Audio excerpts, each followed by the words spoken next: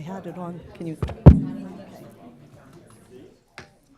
Good evening, everyone, and welcome. We appreciate your presence at this City Council meeting as we discuss matters that impact our community. Your participation is invaluable.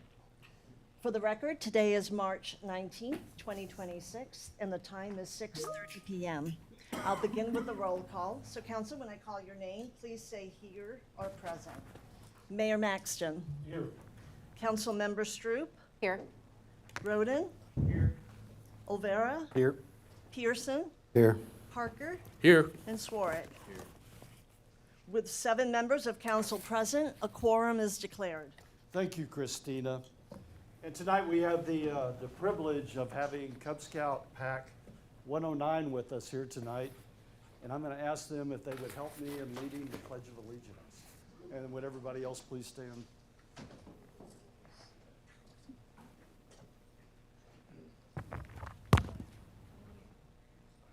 Are you ready? I pledge allegiance to the flag of the United States of America and to the republic for which it stands, one nation, under God, indivisible, with liberty and justice for all. Thank you. Way to go, guys.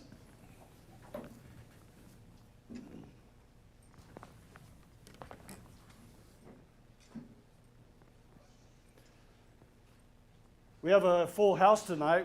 Thank you welcome to everybody for attending tonight's meeting. As a reminder, we do live broadcast this meeting. And so I'd like to welcome all those that are joining us by live broadcast. For those that are here in the room, if you do get an opportunity to speak as part of this meeting tonight, we ask that all comments be made from the podium. And the reason for that is the microphone up there will pick up the comments so those that are listening online can hear what's being said. If you do speak from your seats, they cannot hear the comments. And if you do get an opportunity to speak, we ask that all people introduce themselves. If you're a resident, whether you're a resident of Fair Oaks Ranch or not, or if you're with an organization that's here tonight, what organization that you're from as part of the meeting. We didn't have anybody sign up for citizens to be heard. Is there anybody here tonight that didn't get an opportunity to sign up that would like to speak? Okay. We'll move on. We have 2 presentations tonight. And the first is the recognition of Finance Professionals Week. And if I could have, Julie's not here tonight? Missing everybody but Julie. Okay. I mean, everybody's here but Julie. Yes, I got it. That's what I meant. I understood.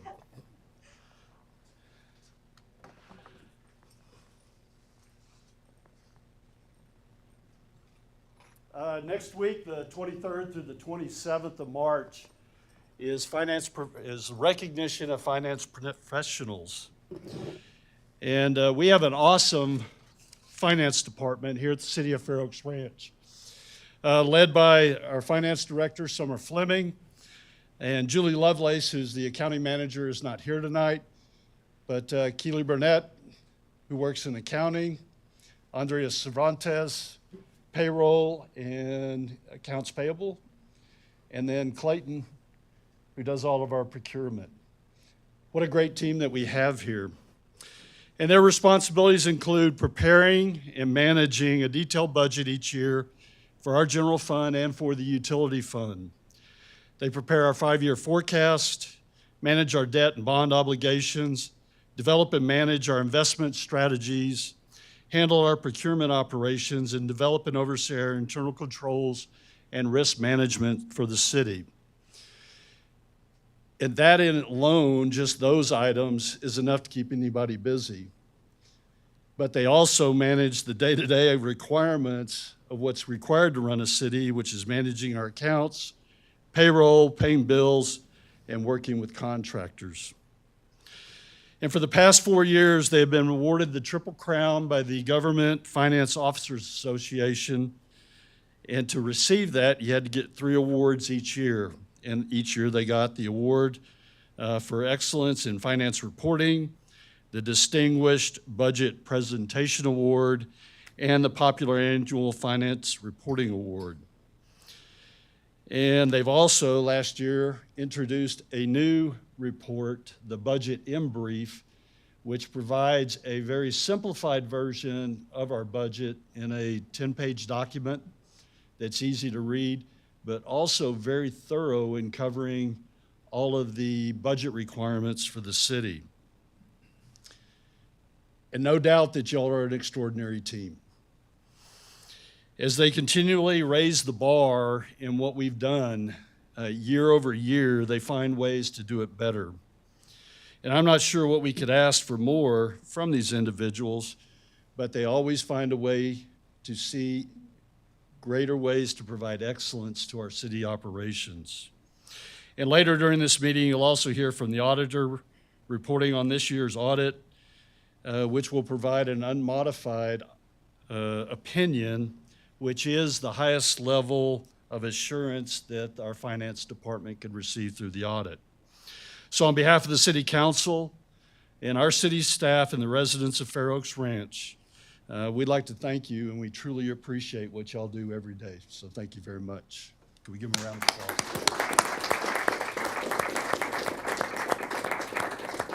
And we do have a proclamation that I'm going to read off. From the City of Fair Oaks Ranch, whereas the finance professionals of the City of Fair Oaks Ranch are dedicated to maintain the city's financial integrity and long-term stability while preparing for future growth through leadership and guidance provided to all city departments. And whereas the government finance professionals serve the residents of Fair Oaks Ranch by promoting transparency, accountability, and the responsible stewardship of public funds.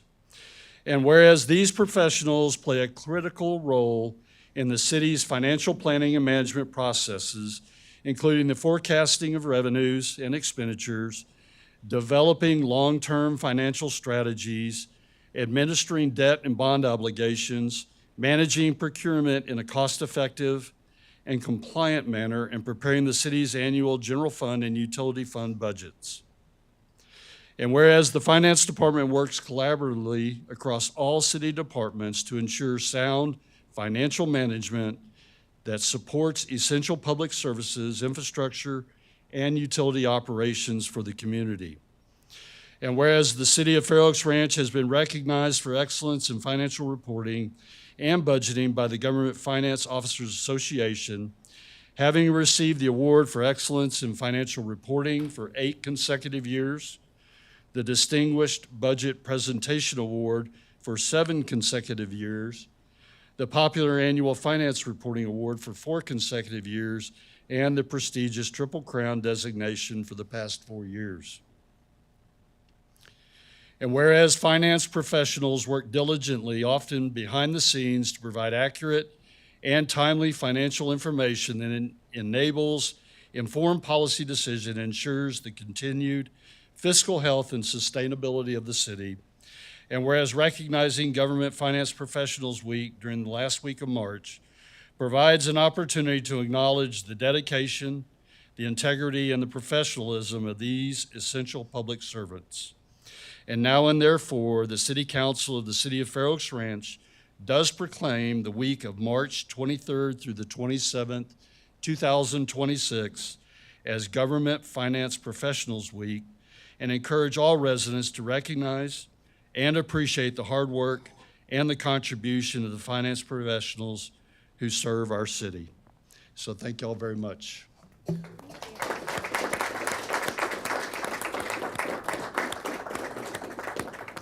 about if we scoot down just a little bit?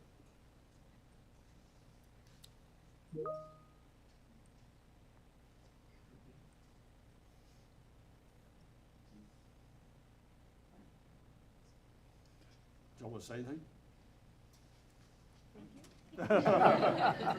No, we thank you. And I do encourage everybody to reach out to them next week and congratulate them because they truly deserve it on what they do for us every day. So thank y'all. And thank y'all for being here tonight too.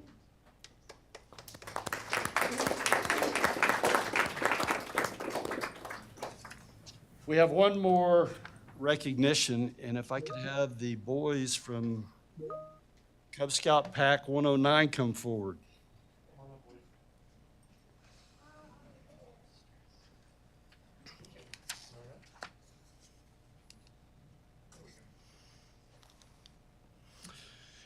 In February of this year, the Cub Scouts of this pack contacted the city and wanted to work a civic project, and came to City Hall, and on a Saturday morning for about 3 hours, spent time cleaning up the area around here. And they volunteered to do this, probably part of their civic responsibilities in working on a requirement. But honestly, more than a requirement was the enthusiasm and the dedication that they demonstrated during the time frame that they were up here as part of City Hall. And so tonight, we would truly like to say thank you for what you did, coming up here and volunteering to do that, and making an impact as part of the city campus here. And so we do want to say thanks.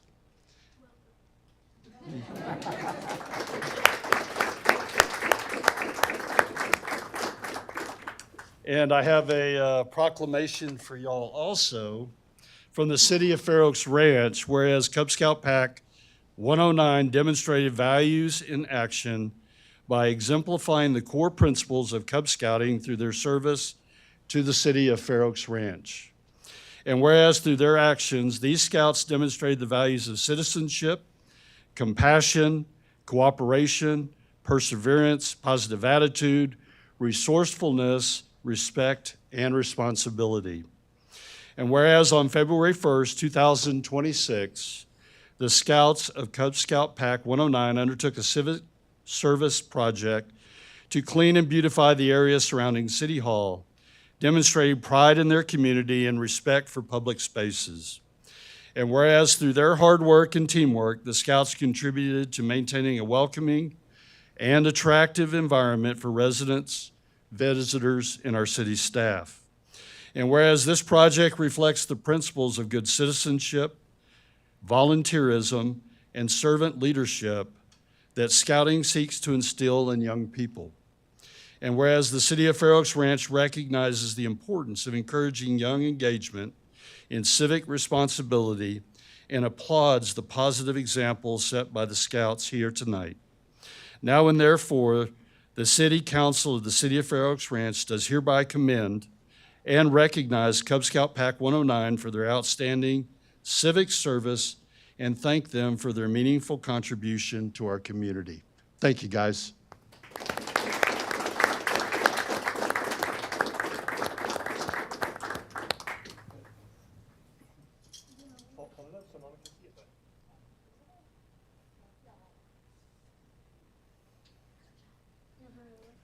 Was that pretty good? That was excellent. What do you think, guys? Thank you. Well, thank y'all for being here tonight. And I think they're going to stick around for a little part of the meeting, but they may not stay for the future bear. That completes the presentations that we had on the agenda for tonight. We'll move on to our consent agenda. We have 2 items on the consent agenda tonight. First is the approval of the March 5th, 2026 regular City Council meeting minutes. And second, approval of a resolution authorizing the mayor to sign a certificate of appointment for the redesignation of the city's health authority. Is there any council member that would like to remove either of these items from consent to consideration? Then with that, could I get a motion to approve the consent agenda? So moved. Scott? Second. Ruben, seconded. All in favor of approval of the consent agenda, please say aye. Aye. Aye. Any opposed? The consent agenda is approved. Okay, we have several consideration items tonight.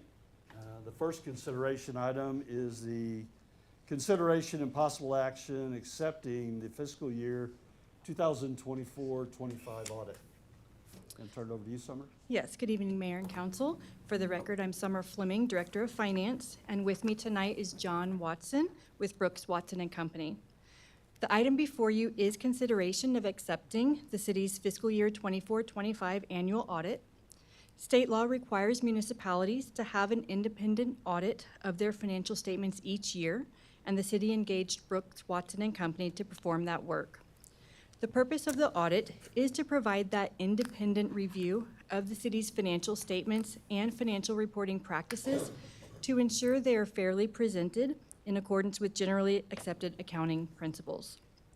And I'm pleased to report that the auditors did issue an unmodified or clean opinion, which is the best opinion a government can receive and indicates the city's financial statements are fairly presented.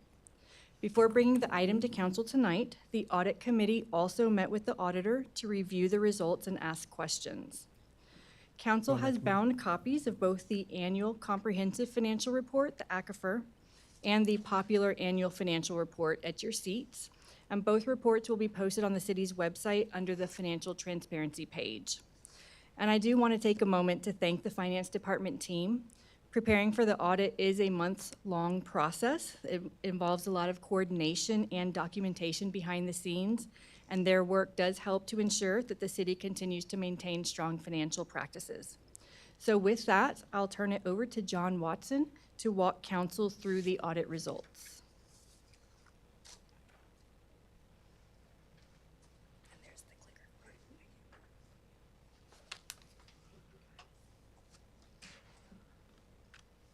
clicker. Great. Thank you, Summer. Thank you, Mayor, Council. Appreciate the opportunity to be here this evening. So as stated, my name is John Watson. I work for the audit company, Brooks, Watson and Company. And we're here to present the audit over September 30, 2025. So each of you has the report in front of you that Summer mentioned. If you flip it open, you'll have a handout of the presentation as well as a couple letters I'll touch on at the end. So quick overview of the audit process. The audit follows U.S. GAAP. That's generally accepted auditing standards. It's a three-phased approach. The first phase is planning. We look at the current year results, and we compare them to prior year and compare them to our expectations. We try to focus our testing on areas we find most susceptible to error or fraud, and that's the fieldwork stage. So we actually test those results. So we draw samples, vouch them to underlying evidence, make sure they're recorded properly, send confirmations to third parties, make sure they're showing the same results as the city. Where there are differences, we determine as to why, and we propose audit adjustments to correct those, and that's really the conclusion and reporting phase where we prepare those audit adjustments, prepare the report you all have in front of you, as well as a couple audit letters, okay? So that's a U.S. GAAP audit, and that's what the city received. The report itself, there's 6 sections to it. The first section is the introductory section, has some outline of the city, has a letter of transmittal from management, describes where the city is and where they're going. And then the audit opinion follows that. That's a letter from us, your independent auditor, describes whether the financial statements are consistent with U.S. GAAP, generally accepted accounting principles, or if there are any modifications. It's already been said, but there are no modifications. We'll look at that in a second, but that's been mentioned, so that's a good thing. Management's discussion and analysis follows that. That shows current year results compared to prior year, shows all the significant changes for the city year over year. So if you want to see significant changes, debt, capital asset activity, things of that nature, that'll all be described there. Basic financials follow that, so those are presented government-wide level, which has all your long-term debt and capital asset activity, all that long-term activity, as well as the fund level statements, which are presented on a more near-term look, and it has all your individual funds. We'll take a look at both of those. In the back of your report, we've got your required supplementary information section. That's got your budget to actual schedules, so you can see how you fared relative to your budgets. We'll look at that for the general fund. Got your pension schedule, so we'll look at how that pension's funded. Very back of the report, we've got the statistical section, a lot of 10-year trend analysis, so you can see where the city was 10 years ago and see where they are today and get that trend line. So a great place to look to really understand the city at a greater depth. Okay, so I mentioned the independent auditor's report. There's 4 types of opinions you could receive. Unmodified is listed at the top here in green, which is trying to indicate a good thing. As mentioned previously, the city is receiving an unmodified opinion. So that is the highest level of assurance the CPA can offer, and happy to be here and offering that today. Really, kudos to your finance department. It's great to come right after they're recognized, because I just kind of applaud those efforts as well. They did a great job. They get us everything we need. You do receive a thorough audit, I assure you that, and we get all the information necessary. So in addition to receiving that unmodified opinion, they also get that certificate of achievement for excellence in financial reporting from the GFOA that the mayor mentioned earlier. That is going above and beyond. So that's not a requirement for a city. Cities have to assimilate things in a timely manner, get it submitted. And there's a group of CPAs across the country, and a couple of folks from our firm are part of this group, and we review ACFRs all across the country, and we grade them. And so to achieve that award, you actually have to be graded at a certain level, and that's what you received. So it's something to be acknowledged, and not everyone gets it. So with that, we'll get into the numbers quite a bit here, some financial highlights. So again, keep in mind, this is as of September 30, 25, and the year ended the same. First bullet point here, total assets exceeded total liabilities by $42,600,000. City had an overall increase in net position for the year of close to $3 million. The governmental funds reported at a combined ending fund balance of about $14.5 million. That was a decrease of about $363,000 for the year. Fourth bullet, your unassigned fund balance plus the fund balance for 6 months of operating reserve in the general fund was $8,263,000, which is about 85% of your annual general fund expenditures. So closer to a little over 75%, which would be 9 months. So we're sitting around about 10 months worth of reserve there. Net pension liability, last bullet, was $837,163. That was a decrease of about $691,000. So decrease in a pension liability is a good thing. So that position improved. We'll take a quick look at that at the end of this presentation. This is a pie chart of your revenues on the governmental activity side. So this does not include water and sewer. This is just specific to your governmental revenues, primarily taxes. So total governmental revenues in this current year, 2025, was $12,210,000. Prior year, it was about $11.9 million.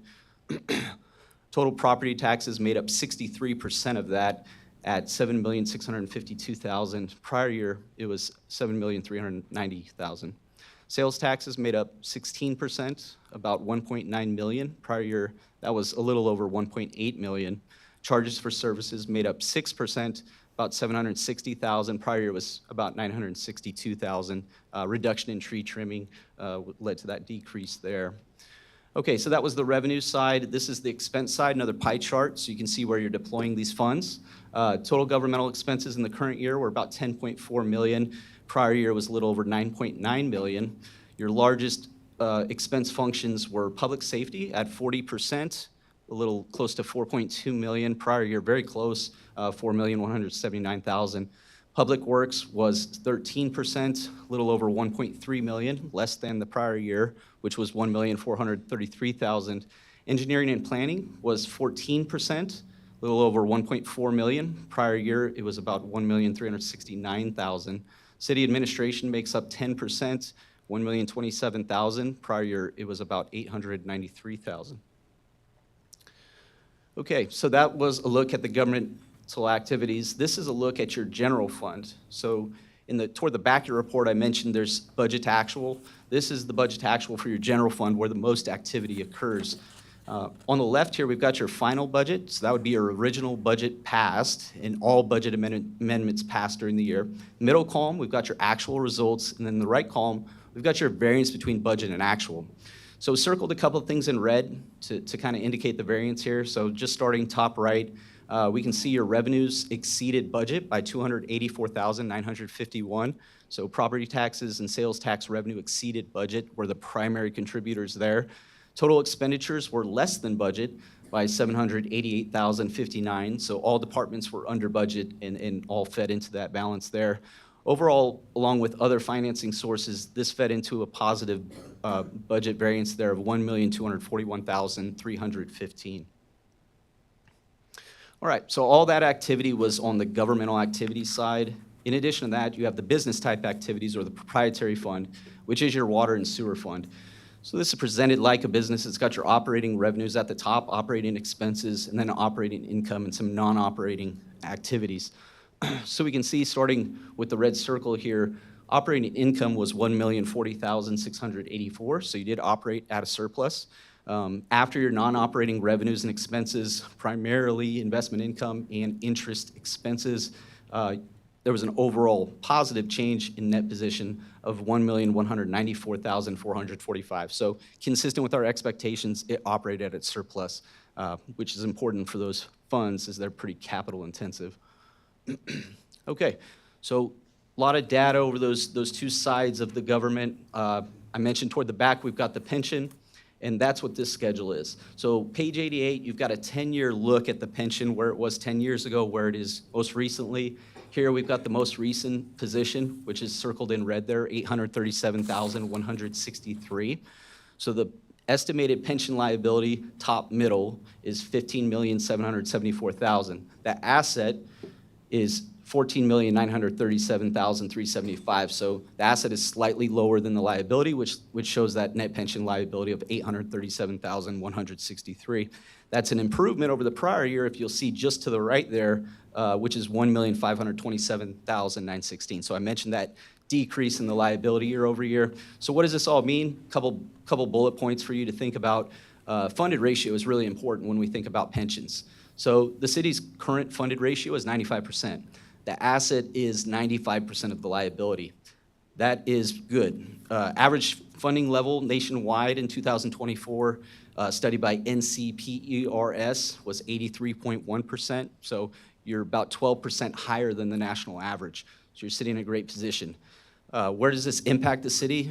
Really through contributions. So if you're in a poorly funded position, naturally you're going to have to contribute more to the pension, which does impact your budget, which does impact your expenditures. So second bullet here, we can see the last 3 years of contributions for the city's pension from the city, around little over 12.5%. So that's where the city's been over the last 3 years with their contributions. So overall, the pension's in a great position.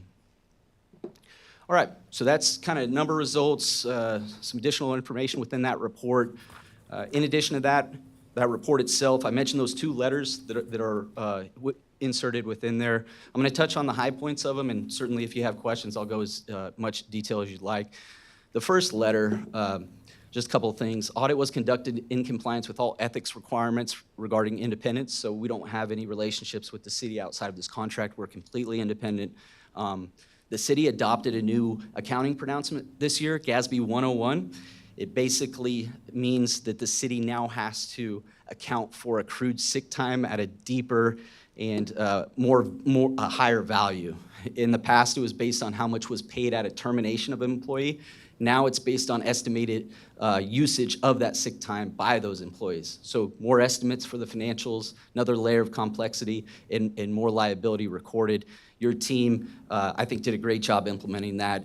We worked kind of hand in hand with them as it's a new pronouncement and trying to make sure they cover all the details there, and they did a great job adopting that. So that is a new area.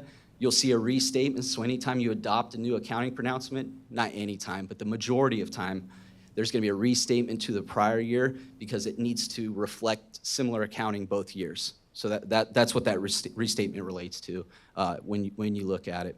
No uncorrected misstatements. So everything we proposed, city agreed with and adopted those adjustments, and those are reflected in this report. The audit adjustments are also in that letter. Really not many. The accounting did a really good job.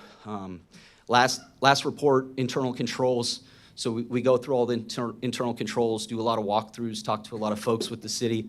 And anytime we observe things for improvement, those are listed in here. Really, for a city this size, there's not that much to get into. No material weakness, no significant deficiencies that we encountered. So also, no negative news to report there. So with that, that's everything I wanted to share. Quite a bit of information, short amount of time, but overall, I think the process went well, and again, we're thankful for it. With that, if you have any questions, happy to address them at this time. Thank you. Any questions from council? John, you were pretty thorough, so everybody good? Any questions from anyone here tonight? Then from council, can I get a motion to accept the fiscal year 2024-25 annual audit as presented by Brooks, Watson and Company, PLLC? So moved. Second. Keith made the motion and Dale seconded. Any other comments from council?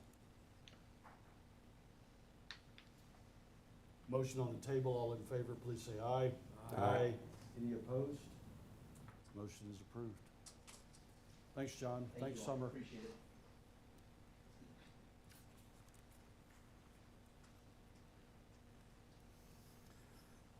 We have three consideration items tonight to update the personnel policies, which will be the next three items that we'll consider.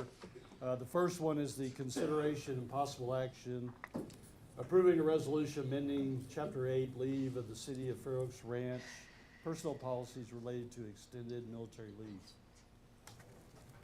Joanna, you're going to lead us through these? Yes, sir. Good evening, Mayor and Council. I'm Joanna Merrill, the Director of Human Resources for the City of Fair Oaks Ranch. And tonight I am presenting a series of targeted amendments to the city's personnel policies to keep them current following last year's comprehensive overhaul.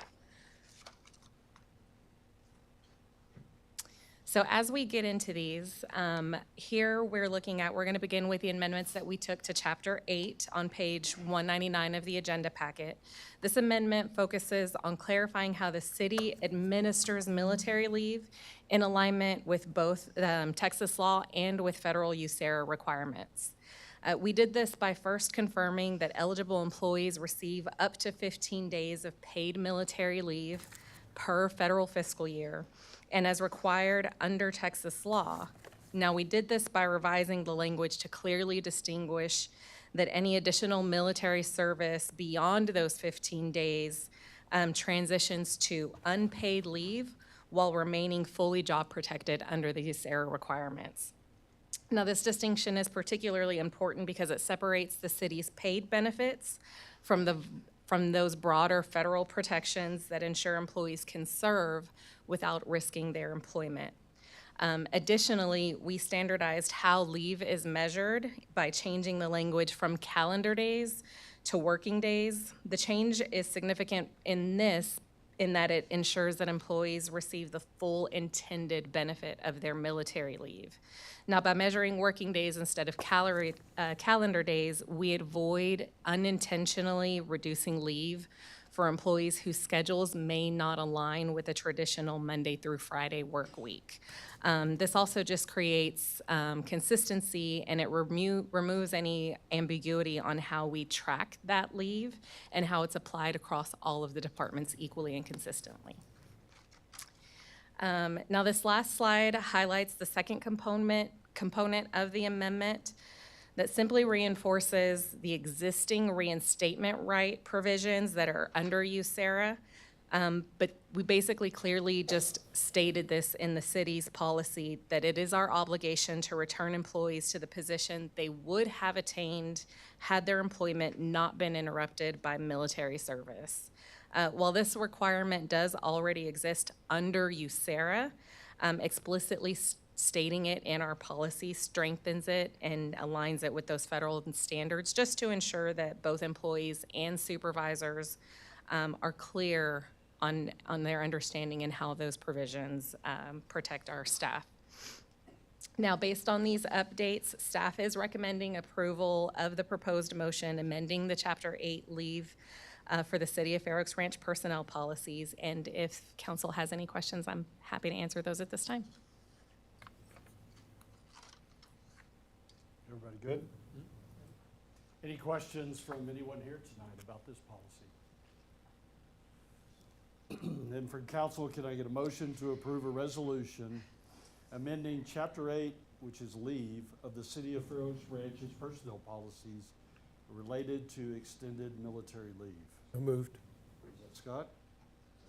And from Jonathan. Any other comments from council? The motion on the table, all in favor, please say aye. Aye. Those opposed? Motion is approved. You wanna just,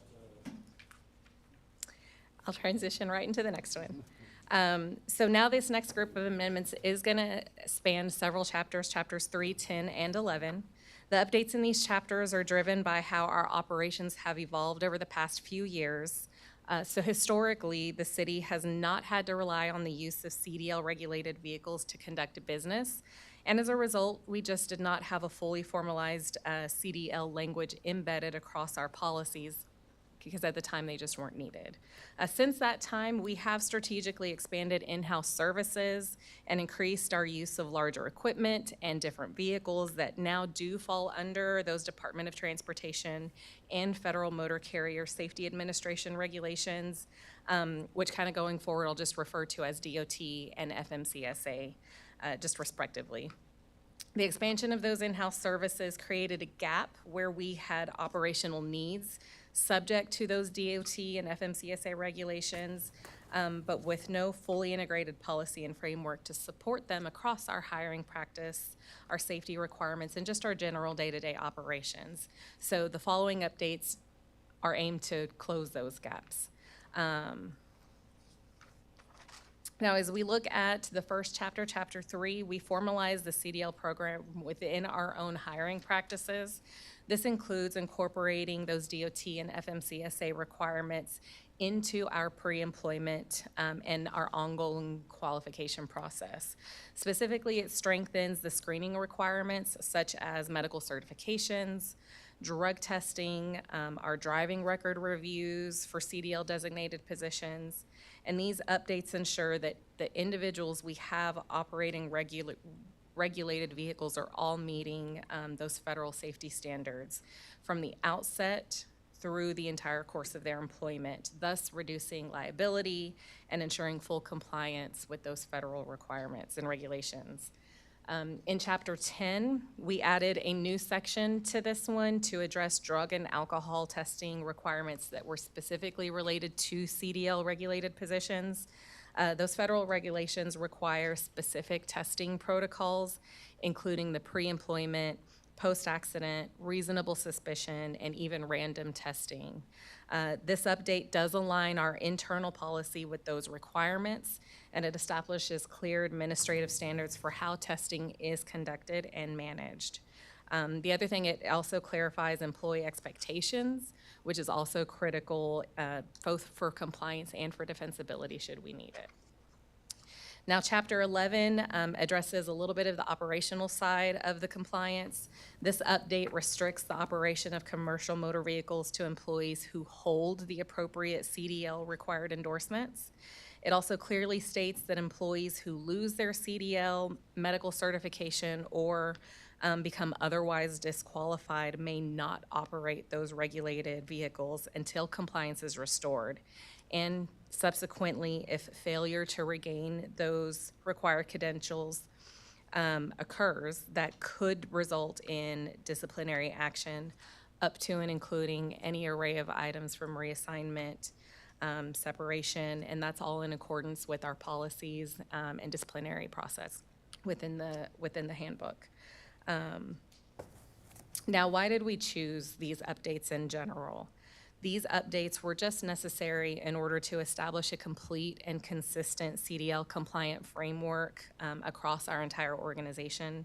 They ensure that alignment with the federal DOT and FMCSA regulations, which are not optional, and they do carry significant liability for the city if not followed, particularly now that the city's operations meet some of those thresholds for full regulatory compliance. Now, these updates also improve our operational clarity, and most importantly, they reduce that organizational risk while supporting safe and reliable service delivery that our community has come to rely on. So with that, based on these updates, staff is recommending approval of the proposed motion amending Chapters 3, 10, and 11 of the City of Fair Oaks Ranch personnel policies related to the commercial driver's licenses. And again, I'm happy to answer any questions should you have any. Joanna, does the city maintain the roster and the dates of the recurring medical exams and recurring training, et cetera, or is it the local supervisor? How does that work? Just out of So curiosity. operationally, we have a couple of options to do that. It could be at the department level. We could track those at the HR level. We also have an option to potentially utilize a third party that could administer those for us. So those are things that we're vetting right now.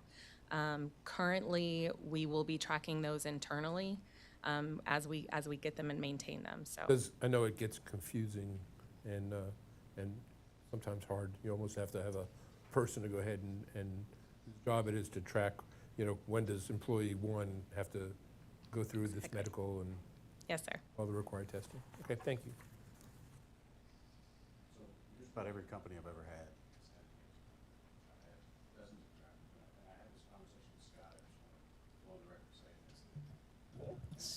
Can't hear you. Excuse me. About Is that. it on? Yeah, yeah, it's on. Okay. Is that better? Yeah. You sure? Yes, sir. Can you hear me now? There's an incentive here for these employees to go out, and get their CDLs, right, because there's a pay bump.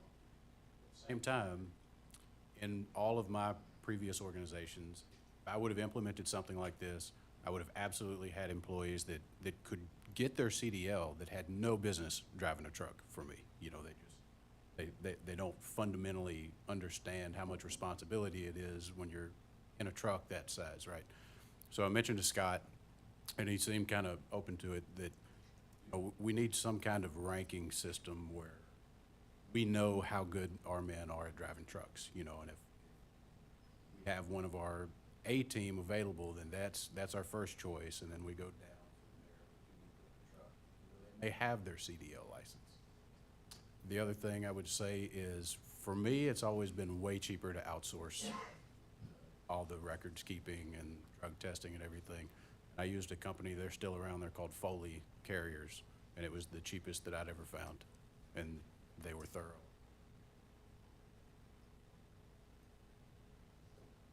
Thank you.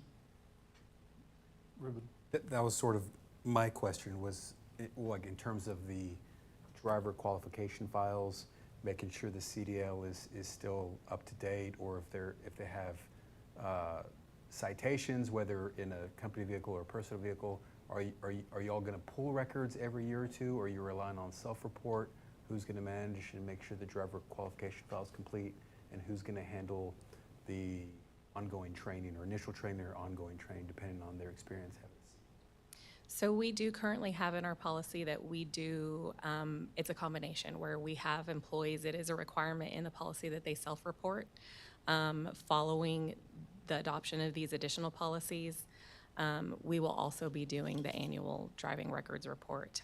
That's actually something that we do annually anyway, because driving city vehicles is a requirement, but obviously there would be a little bit more in-depth to CDL-regulated record searches.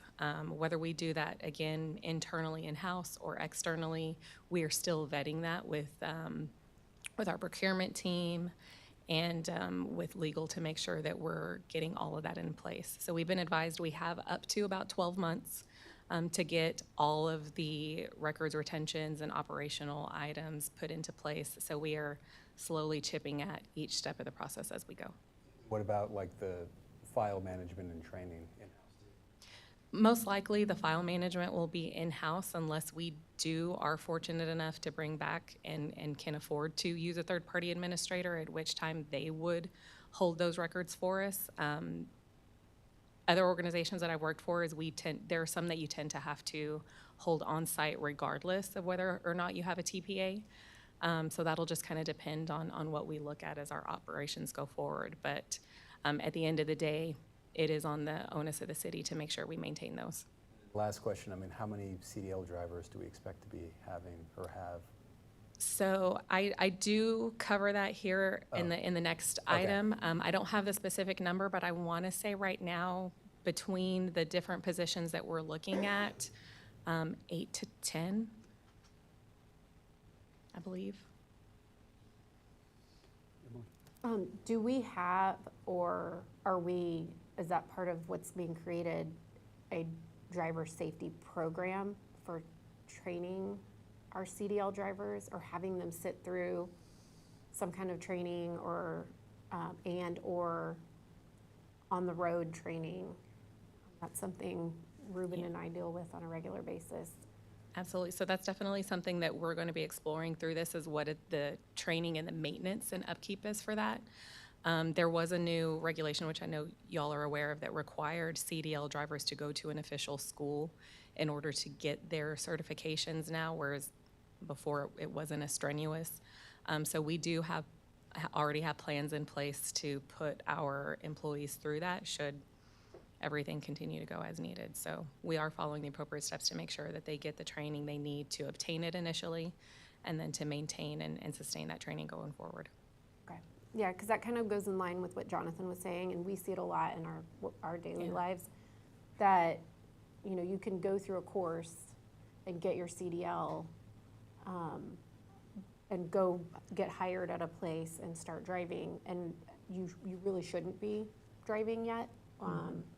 And so you only learn that through a separate training program put on by whatever company it is, or whatever city it is, or whatever entity it is.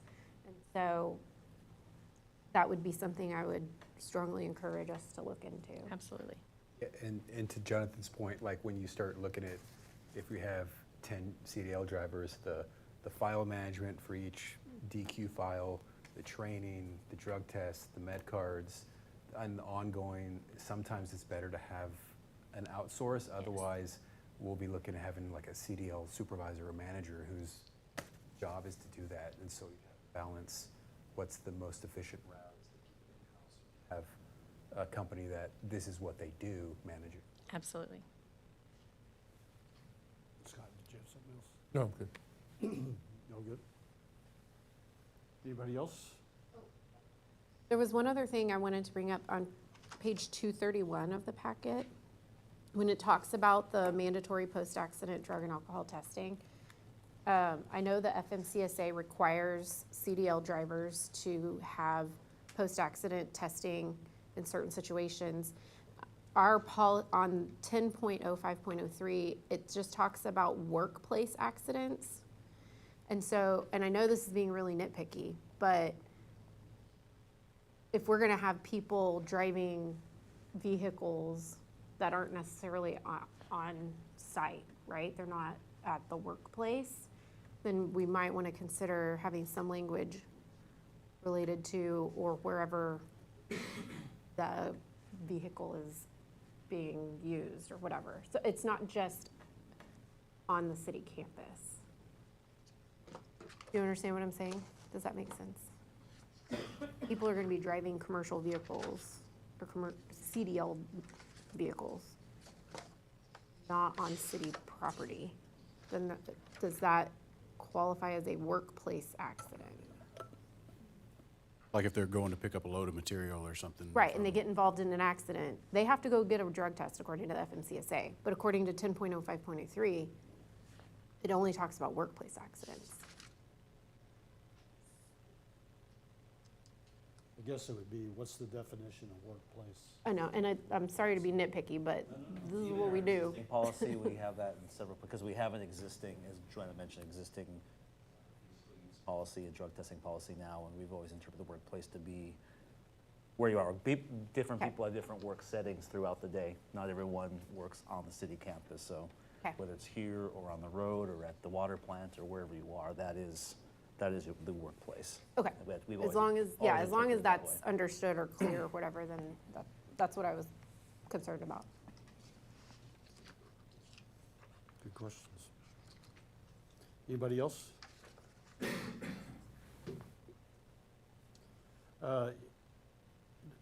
Does anybody else here tonight have any questions, reference? Yes, sir? I can just make a point of clarification. And sir, all comments need to be made from the, I mean, we welcome the.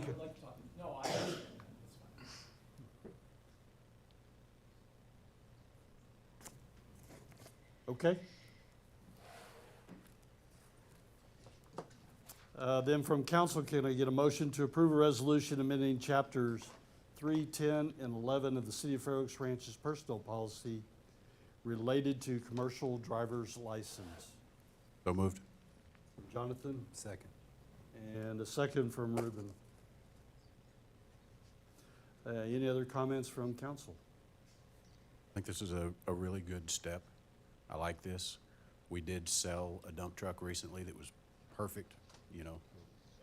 I would have liked to seen us keep it if we'd had something like this already. I think that we would be using it, so help us save some money. Anybody else?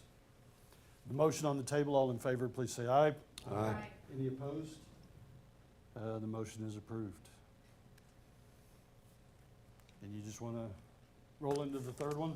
I sure will, as soon as it comes up. All right, so the final policy item tonight, it relates to updates to the city's pay schedule and our certification pay structure in direct support of the CDL program that we just discussed. These changes ensure that our compensation framework accurately reflects those evolving job duties, the requirements, and recognizes both positions that will require the CDL compliance as an essential function of their role and employees who choose to maintain a CDL to support those operational flexibility items that we've got. So as we look at these updates, they do accomplish several things for us. First, they will reclassify the utility and maintenance positions, certain ones, and I'll go over those, to reflect the newly required CDL designated responsibilities. Specifically, we are looking at maintenance leads, water and wastewater operators, levels 1, 2, and 3, and supervisors in both of those departments that will be required as an essential function, excuse me, of their positions to hold and maintain those valid CDLs. Second, these changes will also establish a $2,500 annual certification pay for employees who hold a valid CDL but are not required to have one as a condition of their position. So employees receiving this certification pay would still also be required to maintain their CDL in good standing, in compliance with our program, ensuring continued compliance throughout. Now, this addition creates an incentive for the workforce flexibility. It strengthens our internal capacity, and it supports a deeper operational bench depth by ensuring that more employees are qualified to perform those critical functions should the need arise. Overall, these changes do aim to promote all of these items,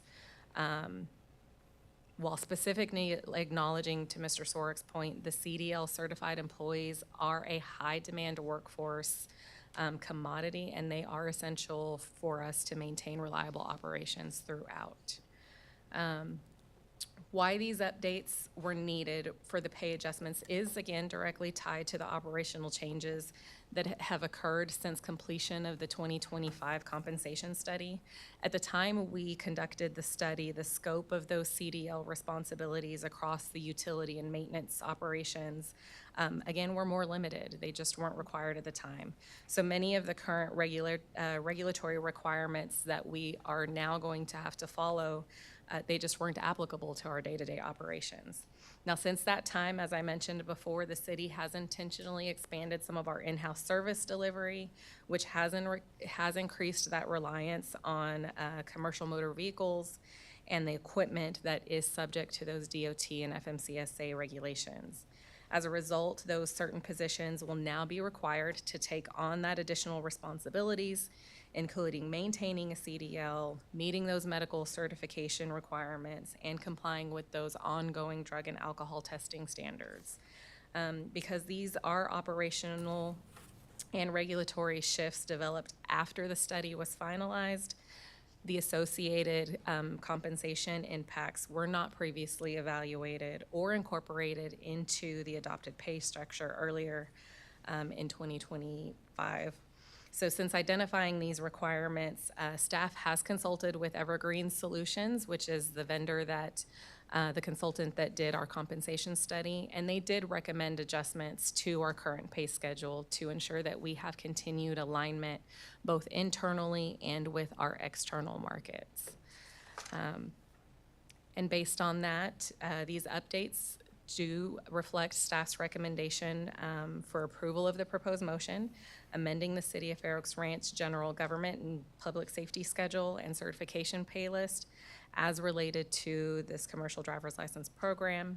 And I'm happy to answer any questions we have related to this item. Go ahead, Jonathan. What percentage of eligible employees would you say you think will sign up for this? So I don't know that it'll be a factor of signing up. It'll be an operational decision. And as I mentioned earlier, the ones that we are requiring it for, I believe it's about 8 to 10 of our staff right now. But it's open to most public works though, right? Right, so it is open. Essentially, the positions that are not being required at the moment are our general maintenance technicians and our utility technicians. It is open, the certification pay is open to them if they already have it. Considerations for putting them through the program to get it will be based on operational needs and through the department and the city manager. Okay, that's perfect. The drainage position that we're still trying to fill, can we list $2,500 as a possible bonus to kind of sweeten the deal? Well, the lead would be, it would be required for the lead to have that, as that is been opted in as a maintenance lead. So it is drainage specific, but it is still a maintenance lead. So we would actually require him to get it within so many months or her, him or her, of being hired on with the city.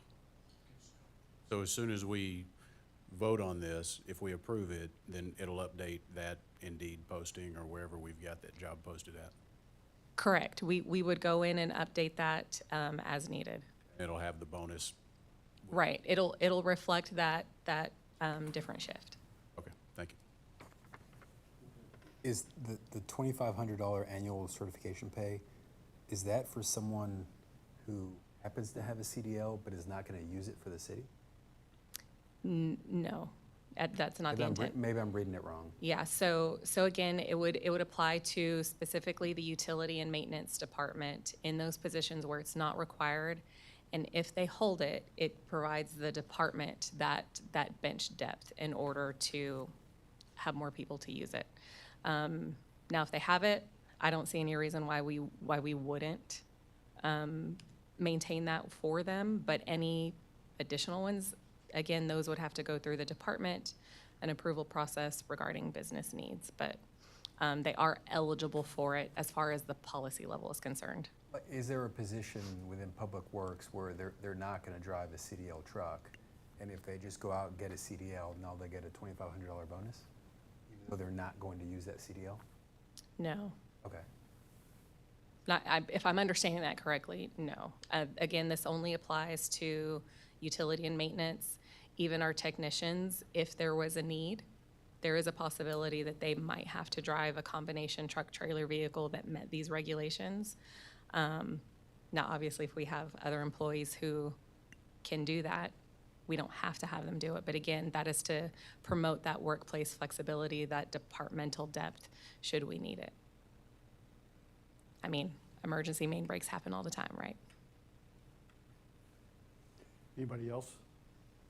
And just for clarification, so those that are required to have a CDL, that's the ones that we're doing the step increase. And so it's not a bonus, it will be part of their job requirements, and this is their starting pay. Correct. We would be reclassifying the position to a new pay grade completely. And then for those that it's not a requirement, but enter the CDL program and get a CDL license, then they're available to get the stipend each year. Correct. Okay. Is that what you were tracking? Okay. Anybody else? Any questions from anyone here tonight? Yes, ma'am. Please.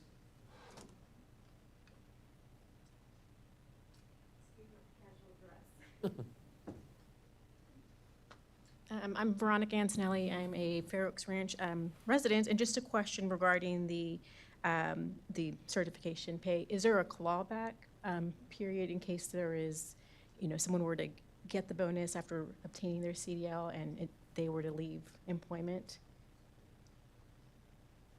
That's a great question. Yes, so for anybody that we are putting through the school that we have hired new, we will have them sign a reimbursement agreement as well. Good question.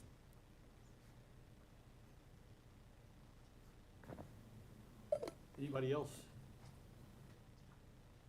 Here, can I ask a question? Sure. So I'm confused. So, Mayor, as you described, if somebody's got in their job, they get the CDL and they're available, they're going to get the stipend whether or not it's a requirement of their job, or is that, what is the actual position there? if that job does not require a CDL, but they have it, do they get the stipend? Because I'm not clear that I understand. No, so it's not a double dip. If it is required, then the new pay grade is essentially where we're accommodating for that adjustment. So the new step one of the pay is at a higher rate. So we would evaluate them based on their qualifications as we would any other way. Now, the only time the certification pay would come into effect is if they are in a non-required position and the department deemed that they were eligible to participate in the program, then they would get that annual cert. So it's one or the other, not both. Now, that's where I'm confused, because if they're allowed to participate, but the job doesn't require it, why would they get the stipend? Because we are not adjusting their pay grade. We're not reclassifying their pay because it's not required. We're only going to be reclassifying the positions that we are now making it mandatory to hold that. They be in the same pay grade as someone who it is required? Would there be two people that would have, one would be in a pay grade that's not required, one would be in a position not required to have the CDL, one would be in a position that is required to have the CDL? Would their pay and step be the same at that point? Or would there be a difference between the two different positions? Well, there's definitely a difference because utility techs and maintenance techs are, and I don't know the pay grade number right now, but I want to say it's a 10, 11-ish, something like that. And the required positions where that starts at operator level 1, 2, 3, and lead, those are at much different pay grades. So they would never come in the same pay grade. They're always going to be different in that area. Now, we could have somebody come in with 20 years of experience as a utility technician, and they might come in at a higher step and be close, but essentially those positions won't have that compression issue the way we're doing it. We've structured it so that that does not occur. Okay, I was just trying to avoid a situation where we had a person in a position who got his CDL but really isn't going to use it for the city and we pay for it. That's what I want to avoid, I think. That was that's what I was trying to get That's what Ruben was trying to It sounds clarify. kind of like it's like a CDL not required but preferred type situation to allow to have the depth of the bench like you're talking about. So if you do have it, you're eligible for more pay. But if you don't have it, you're not. So it's because it can be a benefit to the city if necessary. Kind of like a backup. Right. Am I explaining that right? Okay. Absolutely. But would there be people that just go get a CDL because it's going to get reimbursed? Well, we would rely on our exceptional leadership team to make sure that we're not allowing people to get something that we're not actually going to use. So I have every faith that they would keep an eye on that. Would there be a guardrail in place to where if maybe it's not apparent in the beginning and they get that stipend or that pay, and then it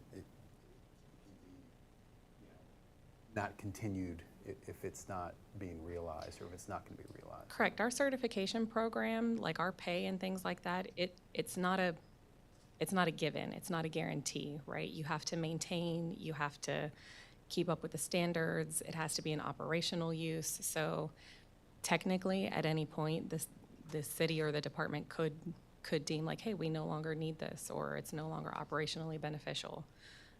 So there is definitely avenue for that.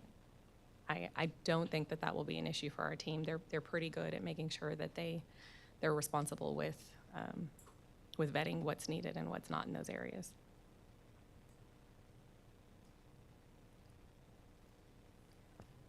Good? Yep. Any additional questions of anyone here tonight? Veronica, you got your question answered? All right. From council then, can I get a motion to approve a resolution amending the City of Fair Oaks Ranch's general government and public safety pay schedule and certification pay list? So moved. Jonathan, and a second Second. from Emily. Any other discussion from council? Really good step for us. I think it's gonna make us a lot stronger as an employer. With the motion on the table, all in favor, please say aye. Aye. Any opposed? The motion is approved. Thank you, Joanna, walking us through those. I also love that a resident had such a good question.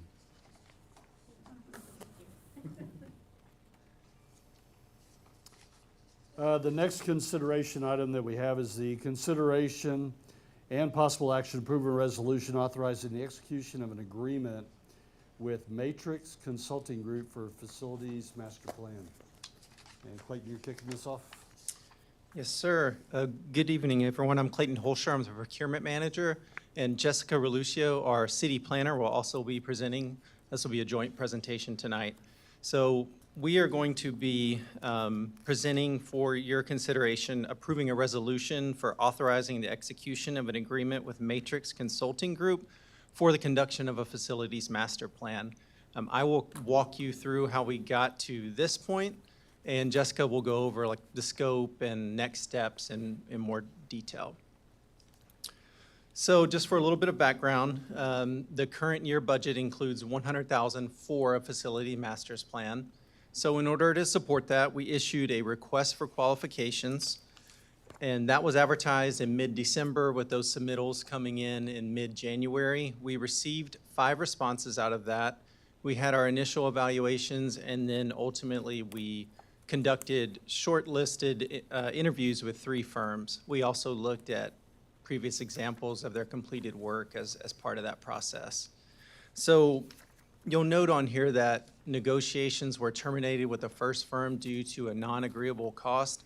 So with this type of work, with the professional services of structural engineering and work like that that's associated with this project, we follow Government Code 2254, which is for professional services, and it outlines specific process that we have to follow for certain categories. So engineering, architectural services, and land surveying have a unique process that they have to follow specifically for that.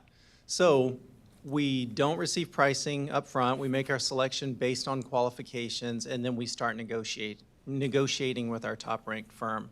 We're not negotiating with 2 firms simultaneously. So Jessica and I, we met multiple times with our top-ranked firm, and we ultimately couldn't come to a cost that was close to our budget or within a reasonable amount of our budget to bring forward to you. So with that, we move forward to our second-ranked firm, which was Matrix Consulting Group. We initiated negotiations with them, and what you see tonight is results in a fee proposal of just under $100,000, so $99,630. Matrix has previously completed work for the city. They have an office in Dallas. They're going to be teaming up with a Alpha Facility Solution in San Antonio, and they've done over 30 of these facility master plans nationwide, several in Texas. So they're a very qualified firm. We initially thought highly of them, and it just so happens we ended up, they were our second, but it ended up they're the one we're bringing forth tonight. So it's kind of how we got to that process. And from now, I'll kick it over to Jessica to talk about the project itself.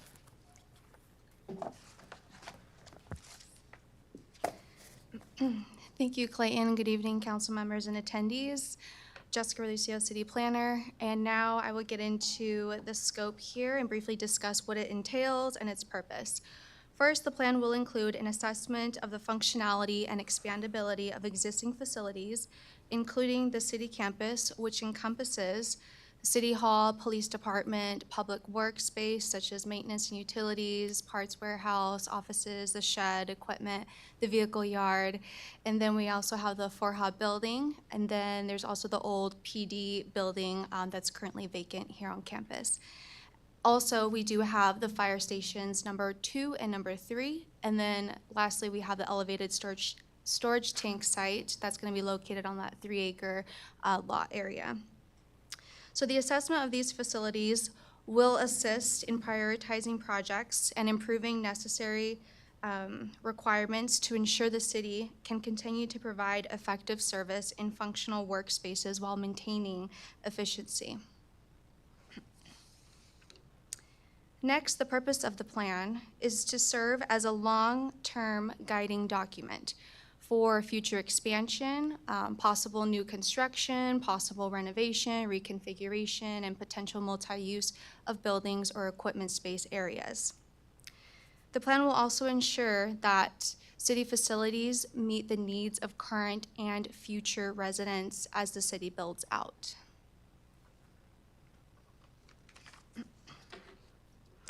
Next, how is the plan going to be created? We have methods involved with the process. There's going to be an evaluation of conditions and assets, identifying future requirements, and then providing recommendations on how to best optimize these areas. And then there will be collaboration efforts throughout the process as well, and that includes stakeholder interviews with city staff and then city council workshops throughout the process.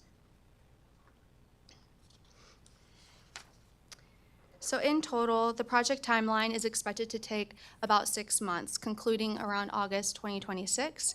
The first phase would entail analyzing current state of city facilities. The second phase is to assess future state of space and gap needs.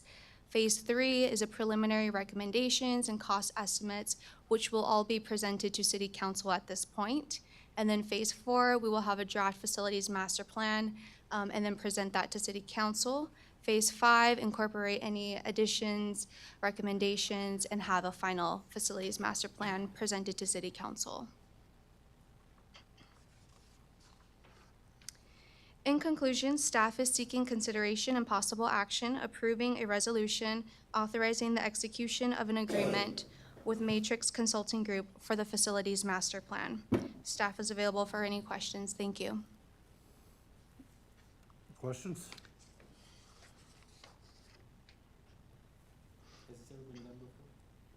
Not that I'm aware of. This is our first facilities master plan. Okay, so when the renovated City Hall, this building, that was in-house? Because that was before my time. Right. It was not part of a facilities master plan. It Yeah. was a look at, really, it was just the renovation of the City Hall. Yes, ma'am. Do we know how long this process takes? So each phase would take approximately 1 month, so 5 to Okay. 6 months. Got it. Keith? What is our time frame that this is going to cover? Like, how far into the future does our master plan expect this to cover? Great question. So it'll be likely 5, 10, 15 years out. And so it being a long-term guiding document, that's what we will use going forward.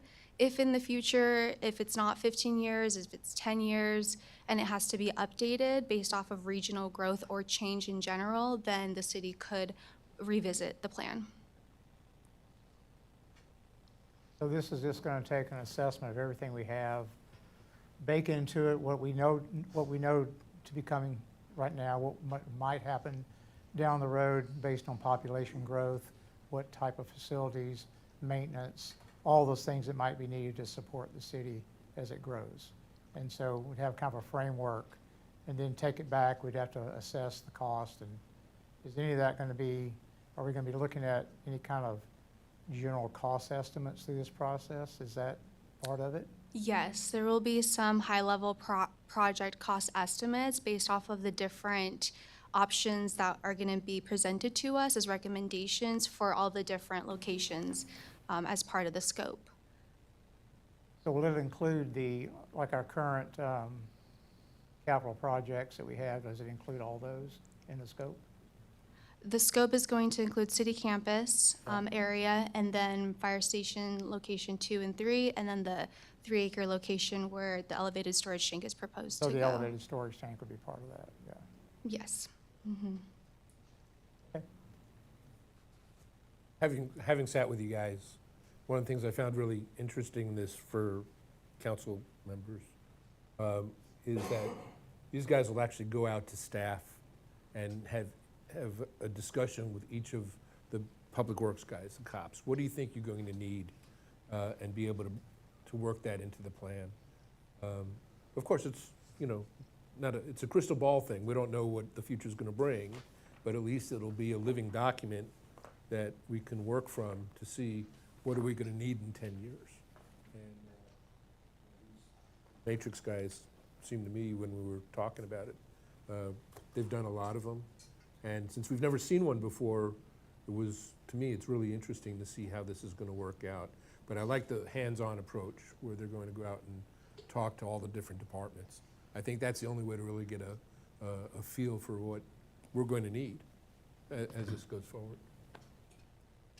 Dale, do you have something?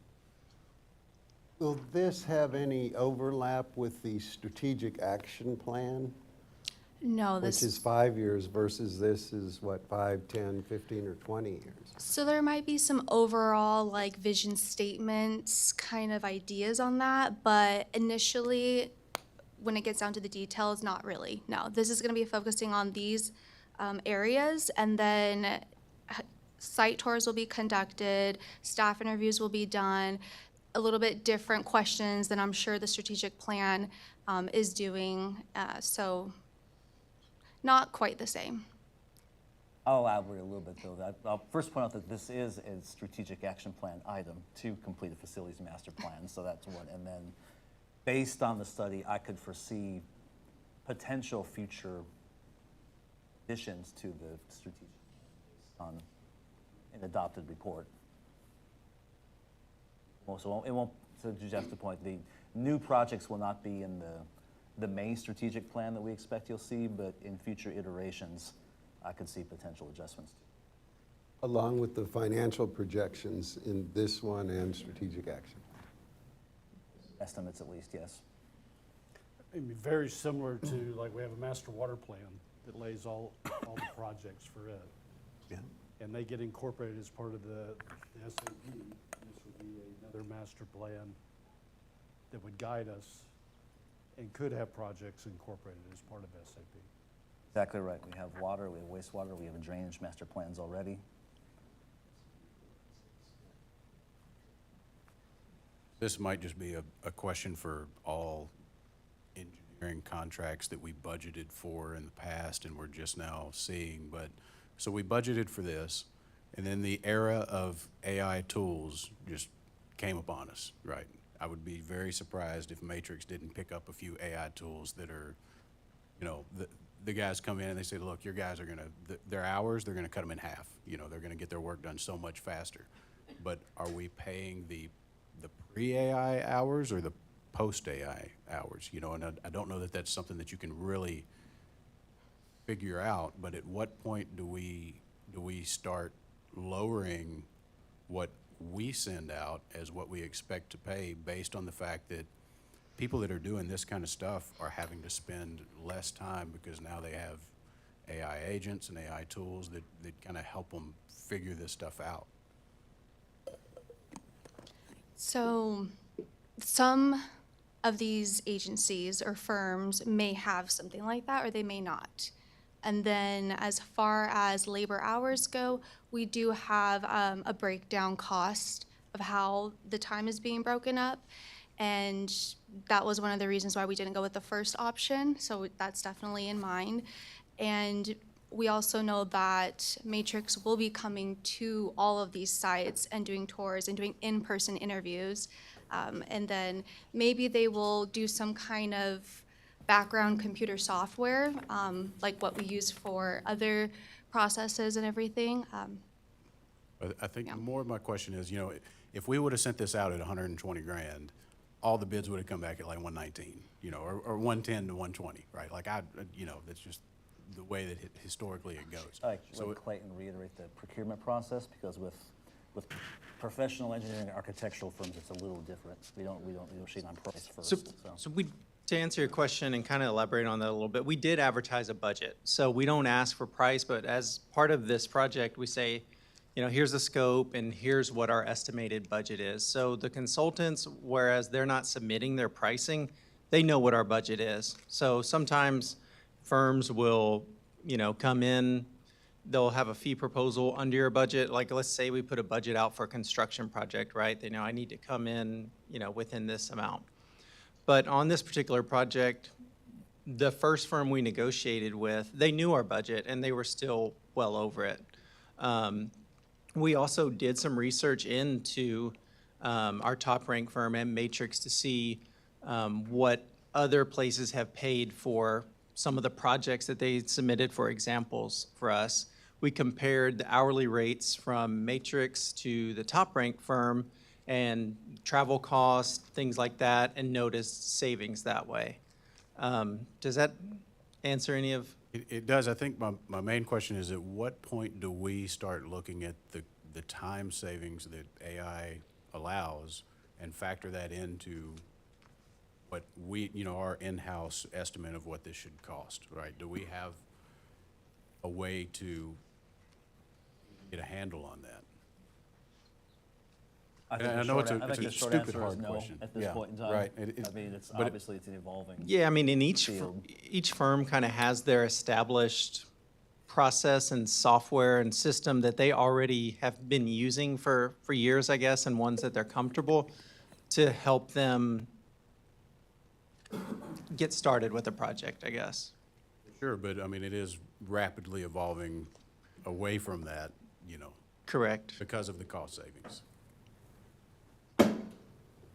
I would just like to keep it in mind going forward, maybe. Sure, that's an excellent point.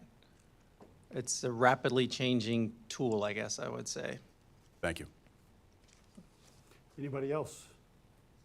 Mayor, I got one more at this point. And it's really not related to what Jonathan said directly, but I'm just curious as why we even advertise a budget. Why would we go out, why wouldn't we go out and post our requirements and, do a good job giving detailed specs and requirements that we need, and then see what comes back? Because to Jonathan's point, if you go to buy a car and you tell the guy what your budget is, your car is going to be just about what that budget is. So why do we advertise a budget? Well, much of what we do and how we advertise it is laid out in the government code. For instance, when we advertise a request for proposals for a construction project, the government code has specific requirements that we have to post the scope, the timeline, the budget. We have to post certain things. So on this, we post our budget, but we don't receive that. We don't evaluate based on pricing. So really the point of professional services and how we come to this and what the state lays out, those requirements in Code 2254, for something that requires A&E, architectural engineering, planning services, surveying, is that we are making our selection based on qualification and not looking at price. It's just to protect our interests, basically. But, so I think you may have answered it, that the regulations require us to post a budget? Correct. Oh, Correct. okay. So that was one of in my probably very first meeting with Clayton, just one-on-one, that was one of the questions that I asked, and it feels so backwards, right? I mean, it's like you say, if you say, hey, man, I got 50 grand to buy a truck, you're gonna say, oh, yeah, well, it just so happens that I have a $50,000 truck right here, But I think that if we could be a little bit more aggressive with our budgeting and have concepts to tie back to, like, hey, it looks like everybody's using AI, we expect that you're gonna use some AI, so we might could lower some of that based on those reasons and still stay in compliance. And I would say there's advantages also to posting a budget. So I can see this, I've seen this on the other end, to where if you don't post a budget when you don't have to, you get a lot of submittals or proposals that aren't even close, right? So there's balances both ways. Whether or not we do it, there's certain projects we have to, some that we can, some where we can but we do, some where that we can but we don't. It's really just our judgment on what we think is best. And ultimately, we think it's a fair and reasonable price that we're paying for this. It does seem like they've got a lot of work covered, so. Anybody else? Any questions from anyone here tonight? And from council, can I get a motion to approve a resolution authorizing the execution of agreement with Matrix Consulting Group for the Facilities Master Plan in the amount of $99,630. The expenditure of the required funds upon execution of all applicable documents by the city manager. So moved. From Keith, in a second. So moved. Second. Scott, any other comments from council? Excited to see what we're gonna do with the old police building. With the motion on the table, all in favor, please say aye. Aye. Any opposed? The motion is approved. Thank you both. Thanks. Thank you. And I believe we're moving to our last consideration item, which is the consideration and possible action approving a resolution authorizing the execution of a reimbursement agreement with Guadalupe Blanco River Authority, GBRA, for engineering and construction services for GBRA waterline relocation located at the southern curve of Hammond Road. Yes. Kelsey, this will be one of your projects? Yes, sir. My name is Kelsey Delgado. I'm the project manager for the City of Fair Oaks Ranch. With the resolution, staff has prepared a brief presentation to review the Ammon Road reconstruction project, the southern curve needs, and the project budget. This presentation can be found on page 330 of your agenda packets. So starting out, the Ammon Road reconstruction project is included in the 5-year roadway CIP that was approved by voters back at the May 2024 bond election. The reconstruction of this roadway will keep the corridor from continued deterioration and increase the road's lifespan. Improvements include a full-depth reconstruction of Ammon Road from the northern curve through the southern curve down to the city limits, which is out right on the inside of FM 3351. It will also include drainage improvements to 2 low water crossings, both located on the north-south leg of Ammon Road, utility adjustments, and includes the softening of the southern curve. By softening this curve, it will improve sight distance, reduce turning severity, and overall turn the curve into a safer travel path for motorists. The new alignment was made possible through a development agreement with the Post Oak Development, where it requires the developer to dedicate up to 4.37 acres of land for this project and to contribute financially to the construction of the southern curve. During design of this new alignment, it was found that there were conflicts with 2 utilities. One PEC per Nellis Electric Company poles is required to be upgraded. That pole is located right off of Rolling Acres Trail. And an existing 24-inch GBRA water line will need to be relocated as well. Moving on to the GBRA water line design, it was found that approximately 200 linear feet of GBRA main located at the intersection of Ammon Road and Rolling Acres Trail is required to be lowered and steel encased. As this new alignment crosses the water main and the existing GBRA easement. This relocation is necessary to protect their existing infrastructure and to allow future maintenance to occur without having to excavate the new road, the city's new roadway. Staff has been coordinating with GBRA on a draft a reimbursement agreement for the costs, which estimates the total design and construction at around $860,000. This includes $85,000 for design and an estimate of $775,000 for construction. This project is part of a general obligation or GO bond that was authorized for up to $16 million. This slide depicted is from a budget presentation that was presented to council back on September 15th of 2025. Currently, the CIP funding schedule for Ammon Road is just over 6.3. Oops, sorry about that. Is just over 6.3 million. Other projects funded through this GO bond include the Dietz Elkhorn roadway reconstruction, the completed project of Battle Intense, and the Rolling Acres Trail roadway reconstruction project. Based on the project budget projections that were presented back in September, only $14.5 million has been allocated to these projects. This leaves just over $1.4 million left to be used for any overruns. So looking at the project budget for Ammon Road, Council, this slide has been updated since the agenda packet has been posted. A handout of the updated project information has been provided to you. The only revision to this slide is the inclusion of the project management budget line item of $305,000. This has already been associated with this project. It's not a new line item. We included it here to provide you a total projected cost, which includes that already associated amount. I also wanted to note that GBRA utility relocation costs have been included in both design and construction estimates.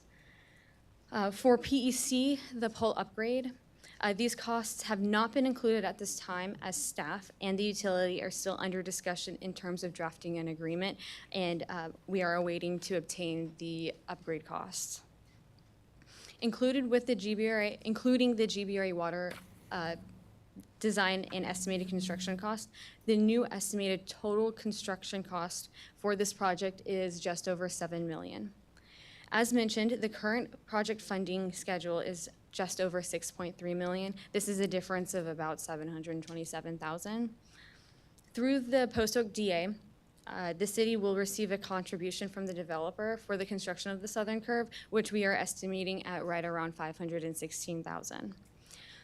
Lowering the, this would lower the total project cost to $6.5 million, just over 6.5.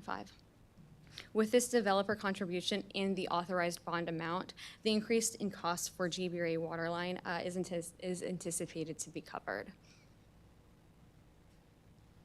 So next steps, tonight we bring you the reimbursement agreement for the design and construction of this GBRA water main. If executed, GBRA's consultant will begin design. Once design is complete, the project will go to bid. The city will have an opportunity to review all bids and may terminate the agreement should the cost be unreasonable or over the reimbursement amount.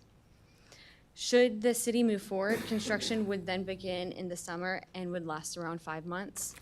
The water main is expected to be completed prior to construction reaching the southern curve, so that utility adjustment would be done before we go in with our project. With that, I turn it over to council for their consideration. Any questions?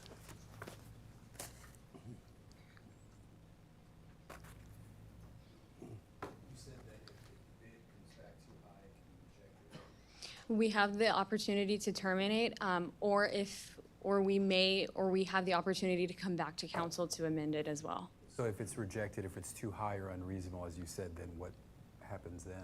So that would terminate the agreement. Therefore, we would not move forward with the construction of the water main. Therefore, the southern curve would not follow the new alignment. It would go back to the 90-degree angle that it is currently. We don't get contribution from the... We would not get the contribution from the developer for the southern curve. That's correct. So it's all in GBRA's hands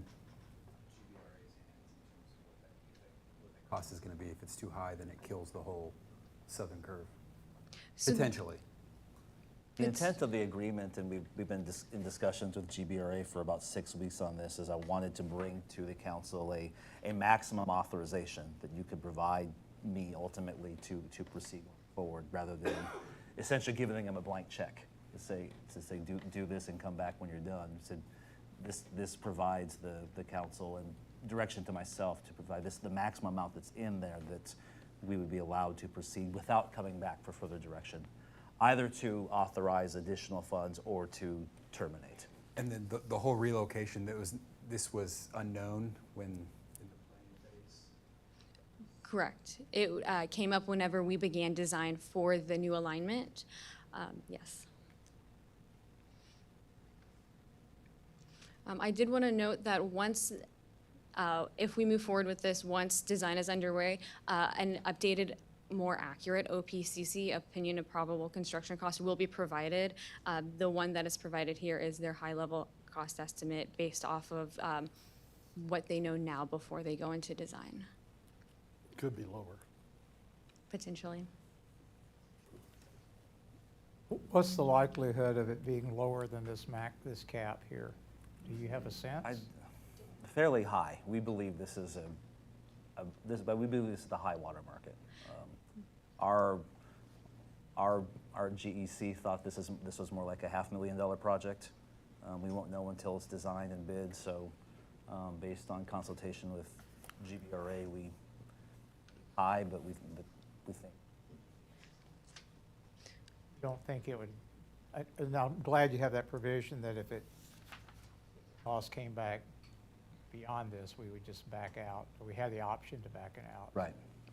You don't expect that. I do not expect it to be higher than this. I mean, stranger things have happened, I suppose, but I don't expect that. We looked at this project, and we've talked about it for some time. This is a new wrinkle that has shown up, correct? Because of the move of the road is going to require this action by the GBRA, or for them to move their line. Because of their specifications, yes. We knew the line was there. We didn't know we needed to move it. We're really just burying it lower and steel encasing it. So since we've gotten, this $500,000, a little bit more than that from the developer, and with the possibility of it coming in lower, that this is the max, it could be that it gets very close to our project budget, because that money the developer gave us would offset a big chunk of that That's the intent, yes. cost, right? So it's very likely we could come in close to budget, since we had that contribution. And if we don't take it, do we give that money back too? If we don't make this curve happen, do we give the money back and the land back to the developer? And we would, the agreement is contingent on constructing the curve. Okay. I guess that's the rub, right? Right. Do we even need to soften that curve? Spend that money? You know, that's the question. And I've received several phone calls, frankly, going, we don't like moving the curve. You know, we think it's going to turn it into a speedway. So from that standpoint, you know, are we doing the right thing, spending the money to go ahead and move to soften that curve altogether? Remind me of the speed limit that was going to be softened to? So currently, the speed of Ammon Road is 45, and I believe the intent is to keep it at 45. We haven't done any consideration to change the speed limit. Well, maybe not to change the speed limit, but you know how they recommend a speed curve? You'll see that's kind of what do we think the anticipated speed. Swing around a 45-mile-an-hour curve, it's could be significant.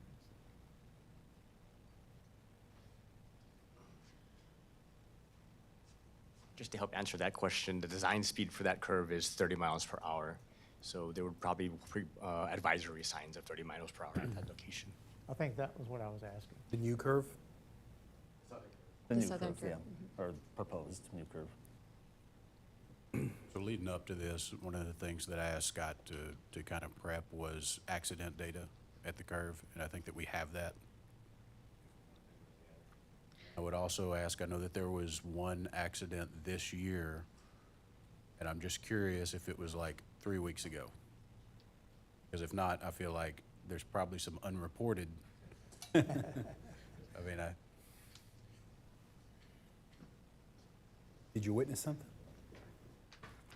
no comment. No comment. I'll speak to the unreported aspect of this, because there are quite a few cars that wherever it is in the city, they may crash, and then they limp to a service station that's lit up, and then they call, and then the dispatch says, "Where are you?" At the 7-Eleven. They dispatch the appropriate county that will come and take a report, and that doesn't go on our stats. So you got to be mindful of that. And that's if they call at all. If they call at all. Instead of just loading it up on a trailer and taking it home. Exactly. Little too much to drink or whatever. I can say that over the last 5 years, we've averaged 1 crash there per year, with the exception of 2023, where we had 5 crashes in 1 year. And I did talk to an officer that took 2 crashes there in 1 night. So obviously road conditions play a part of that. Nobody or every single person that had a crash there said they didn't know that curve was there. So, And I did get one of the same phone calls that you got. And looking at it on the map, the new way, that's a really sketchy place to pull out in the middle of that curve. Like, if you're getting onto Almond Road, I mean, You talking about from Rolling Acres? yes, yeah, I mean, just getting on right there in the middle of that curve is not gonna feel good, I don't know if 30 miles an hour, maybe lower it down past that and put a speed radar sign if we continue going down this road. Well, obviously, the questions that came to me were, are there other options that could be done instead of changing the curve altogether? And I'm just bringing that ugly elephant that's in the room, because we've all had the phone calls. Yeah, go ahead and bring that out for discussion, if need be, We don't have to make that call today, though. No, but We're gonna have options. the question is, we're gonna go ahead and spend money, and I realize it's getting, there's a lot more at play, with the development agreement and the additional stuff, money that's been put up, but that corner's always been a kind of an albatross out there, as long as I've lived back there. And at night, it's an issue. Should it be 45 miles an hour while you're texting on the road, which you shouldn't be doing? Absolutely not. But as a council, I think we just need to address it. Spend the money ahead of time. I agree, Chief. I know there's been incidents out there. That's why those big rocks are out there, because that poor guy kept having cars sailing through his fence every time. So I get it. Have we approved the design for the reconstruction of Ammon Road yet? We're 90% design, so. We reached 90% back in December. 100% is estimated to come in in June of this year. I mean, we've always talked about softening that curve. And that's So we always, approved the design agreement based on this concept, yes. right. And the other comment, I mean, we'll have opportunities in the future, but this ILA authorizes GBRA to begin design. I believe that was $80,000 $85,000, that is correct. that they would start expenditure of. So Right. by signing this, we're basically saying, yes, go ahead with this project. Gotcha. That's why I'm bringing it up. And the question is, do we have to do this today? About the curve. We'd be in the whole 85,000 for sure. Or at least the design, yes. That would be our risk. And again, to maintain our bid times and or design to bid to construction projected next year. January, yeah. We need to have a design wrapped up by late May, early June, I believe, timeline, so. That's correct. We could wait, but mindful that would push back the whole project. Would the final design have an option for a softened curve and a not softened curb, or it's only going to come back as a softened curb? So at this time, the final design for the Ammon Road reconstruction project is with the intent of it having a softened curve. So that design is being completed right now with that softened curve. If this is something that we would like to discuss further, our consultant would have to Start over. Or not change? not start over, but they would have to amend it to include going back to the 90-degree, which will cause delays in receiving the 100% design. What, is there a downside to having the GBRA line lowered regardless? I mean, I'm asking because even if we didn't, let's say we approve this, go forward, lower it down, steel encase it, do everything you have to do, but we decide we don't want to soften the curve, we don't want to soften the curve. But then later in the future, once that development is built out and there's change, we decide, you know what, now's the time, we need to kind of go back, then we already have that part of it done, right?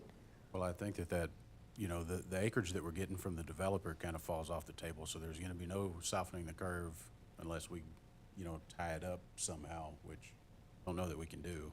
Okay. There's certainly that potential, and then the obvious downside of spending $500,000 or more to lower and encase the line, Yeah, if we did not do it. I think that's the big question, because if we decide to your point, Emily, go back later, we do not have the property because it's gone back to the developer and there may be a house there. So we may be unable. 4 houses. Or 4 houses. We may be, 4 houses. We may be unable to do anything in the future, so it's really important we make a decision like this. Scott, one question on this GBRA. If we execute this agreement, we're on the hook for the $85,000. I get that. But if their estimates come in under the cap here, are we on the hook to move forward, or do we still have an option to say don't go? We still have that option. What, as designed, the resolution design, you are authorizing me to go up to that cap. If you want to bring it back once we have the estimate, we could do that as well. Well, just trying to So we have a protect review us. period, I think, of 30 days after we receive the construction estimate to make that determination. I'm just trying to protect us so that if we execute this, we're not obligated, if they get in under that, we don't have an option to say, no, we've made some course corrections. No, we can still opt out after we see the design and the bid. Okay.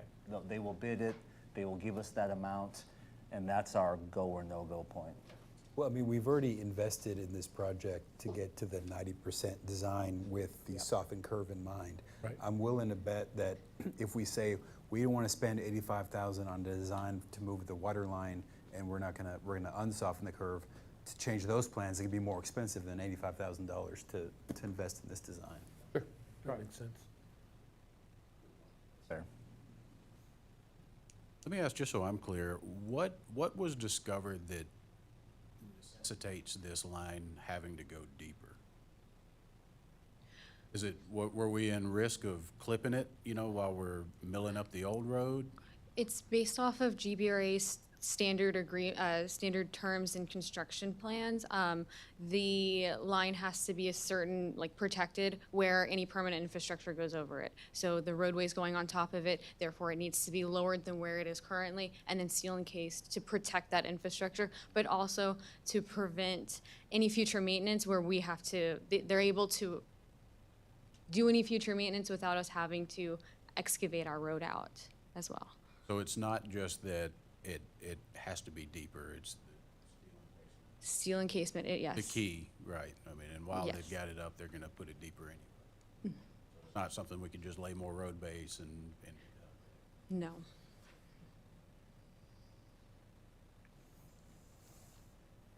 Anybody else? I've kind of been on the fence about this softening of the curve. This is my belief, the third time this has come to council for us to address this. And really the big concern for me is what safety aspect does it really provide to Ammon Road? Are we gonna see, Chief mentioned 10 crashes over the past couple of years? 5? Are we gonna see a significant reduction in that because of the softening of the curb? And, what we talk about is increased sightline distances and really just saying that it's a safer environment. I just don't know what impact that softening of the curve is really gonna provide. And some of the challenges that I look at right now is how the other roads, Rolling Acres intersects with it. I think you brought up, having an intersection, that road intersects right in the middle of the curve now. Does that provide additional safety concerns? Not in the middle of the curve, in the bottom third of the curve, but So our consultant did look at all of those, the intersection in particular to verify site visibility and roadway safety. So that is something that was considered and looked at and addressed by our consultant for that intersection of Ammon Road and Rolling Acres Trail. do we know the results of what? There won't be a site visibility issue there based off of where the curve is, and Oh, you're the. just saying with Rolling Acres intersects? Yes. Okay. But now people coming out on Rolling Acres onto Ammon Road, the traffic on Ammon Road is conceivably going to be going faster than they are currently. As you go around the curve. Yeah. Do we have any roads set up like this anywhere in the city that we can look at to see, compare the 10 crashes over 5 years to? Compare the 10 crashes over 5 years to whatever it would be on the other roadways? And I know that we've got some curves, I mean, kind Pull of, I that, would but- say maybe right by Meadow Creek is similar. You've kind of got that big curve. It is a faster speed. Well, to the but mayor's point, I mean, that similar. might give us at least something to look at and say, compare the 90-degree curve to the softened curve with the same citizens driving these roads, right? So it would be pretty applicable data. We also have to consider that there is going to be a development there. And Scott, are they gonna have two entrances, right? One on the north part of Ammon and then one between Correct. Rolling Acres and Yeah, one on the- 3351? On the western side of the development adjacent to Stone Creek Ranch and one on the southern portion of the, Yeah.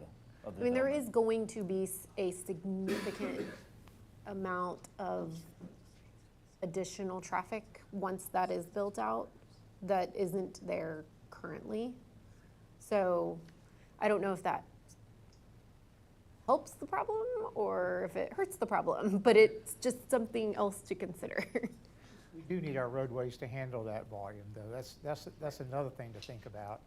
Today, we do have a lot of traffic on Ammon Road, and coming down to those curves, those 90-degree turns, you do slow down a lot, but there are going to be 227 new homes in that development coming online, and then there's a lot of undeveloped property still to be done in that area.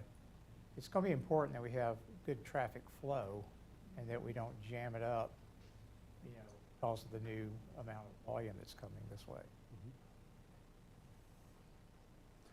That's something we need to think about.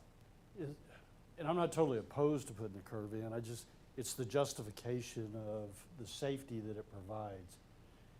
And Chief, not trying to put you on the spot, do we know, like, any specifics about the crashes? Were they all in limited visibility? Were the ones that were reported speeding? Wet roads? Yeah, I think the way to just label them all is driver inattention. So if the roadway is less visible, if the conditions are such, then you need to reduce your speed. If it's dark, you need to reduce your speed. We could talk about softening curves all day long. There's a pretty soft curb in front of Camp Stanley where they're replacing the guardrail every single week on that Right. soft curve. Right. So it's still the personal responsibility of the education and then the enforcement and obviously the engineering of it. But I can see with a softer curve and not a 90-degree, that would help with trailers that are being towed also. Having to turn left on a 90-degree, you have the trailer kind of nip that curve, if you will. Right. And, but that's the best that I could tell you from the look-through that I did, is all of them said, I had no idea that curve was there. And again, there was one year with no crashes. Most of the years had one crash. And then in 2023, there's just 5. And I just don't know if that was a few weeks of bad weather or what that was. But Chief, the way you explained it, the way I interpreted it, is that driver inattention, and we were to put this curve in, it's not gonna make a big difference. That's the way I understood that. It's hard to say. I mean, driver Yeah, inattention right. led to somebody running into our gateway feature also. I mean, we're constantly on the lookout for driver inattention, unfortunately. So according to AI, Nice. Oh, there you go. generally speaking, 90-degree roadway curves are more hazardous than softer gradual curves. And the reasons given by ChatGPT are speed reduction demands, that you have to have, it requires a significant rapid reduction in speed, and you can misjudge that easier. Limited sight distance, higher lateral forces, human factors. I think we also have to consider a lot of the drivers that are using this road are going to be high schoolers going to school. A lot of our residents that are Champion High School students take that route to Champion as opposed to I-10. Trust me. So, It's- yes. During the school year, it's very, very, almost Frogger-esque. Yeah. The kids coming through. So, anyway, according to more So that general would be the key data. for me is, does it make it safer? Are we gonna see a significant impact by putting this curve in? And honestly, I don't know that we can get that answer. I don't know that we'll know until, if we were to put the curve in. But, you know, on the other side of it, putting the curve in and saying that we're making our communities safer, I think is a responsibility that we have. It just doesn't make it safer, and I don't know that answer. Well, we also still could have the option of putting that curve in for all these reasons that I just listed. And if we see the need, we can lower the speed limit. If we feel, once the design comes in and we kind of have a better feel for what's going on, if we say, you know what, we really should be at 35, like most of the rest of our city, then maybe we do that. Well, some curves have like blinking lights, like curve ahead, Sure. right? Yeah. And this doesn't have that. I was gonna comment, if you continue down Almond Road, going towards Blanco Road, once you make that right over there, they have all kinds of speed signs, you know, the slow down, like, that we've gone to as well. And I believe that the speed limit is lower on that side too. It is lower on that side, and they're waiting for you, for sure. Yeah. Yep. 30, Also a 35, roller coaster on that side too. You're A bumpy road, as we refer to. real hard on the motorcycle. And to Keith and Emily's point, same reason that we have some hesitancy putting a stop sign on the parkway, right, to impede the traffic flow. Once you have this increased use of that road and you have that 90-degree turn, you know, you're taking that thing, 10 miles an hour, if that. I mean, it's gonna slow things down as much as a stop sign would. I mean, there'll probably be a pretty good line of cars there passing each other in that curve.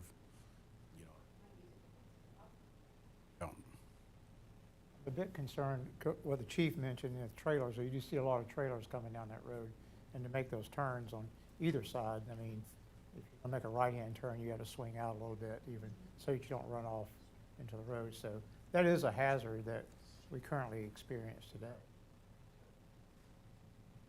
But it seems like we have to make this decision one way or the other, because Kelsey, if you go back in the design and you say we want to just leave a 90-degree turn and not soften the curve from what's already been done at the 90%, how much more is that going to cost our design? How much has it been to date? Let me ask that, our design.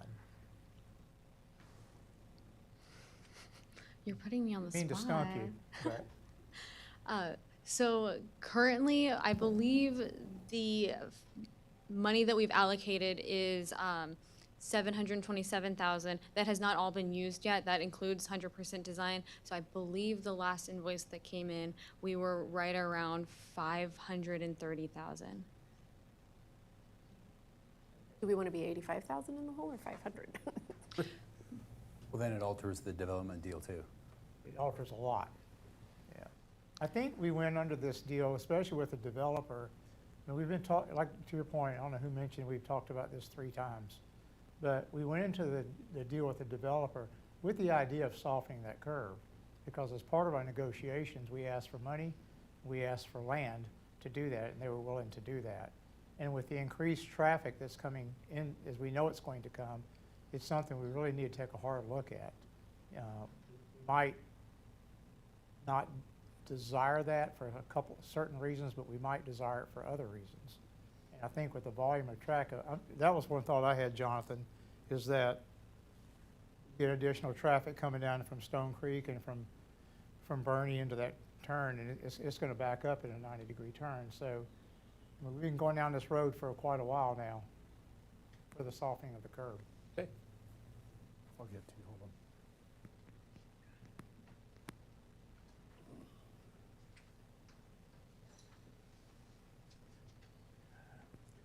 Ron Haygood from ESD4. There's going to be a lot more houses and things out there. I will tell you, talking with the fire chief, for emergency vehicles, fire trucks, et cetera, a curve would be much better than a 90-degree angle if you're going to a fire or you're driving an ambulance. So the more population you have out there, the more emergency services you're probably going to have. So just FYI. Good point. Thank you, sir. Any other questions from council? How do we figure out where we stand? Take a vote. Little disagreement. And then after this, it's, That's it. we're going for it after this. Well, we Is can that ask what I'm Scott. understanding? Yeah, well, I mean, we can ask Scott to bring back the bid. I mean, the softening the curve issue is not, it's not for the, we're not considering it for the first time tonight. We've been talking about it for what, a year? Right. More than that. Yes, Yeah. 7, 8 years. Yeah, And since we've I've been here. sent- And just to frame it up, and I'm just trying to put all the pieces together, we've given the engineers that direction in their design to soften the curve. So it's not like tonight was the first night we're seeing this. We can head down that road. That's true. But, you know, just wanted to tee it up before we go ahead and start Right. looking at spending more money on a water line. So whatever decision we vote on, that's.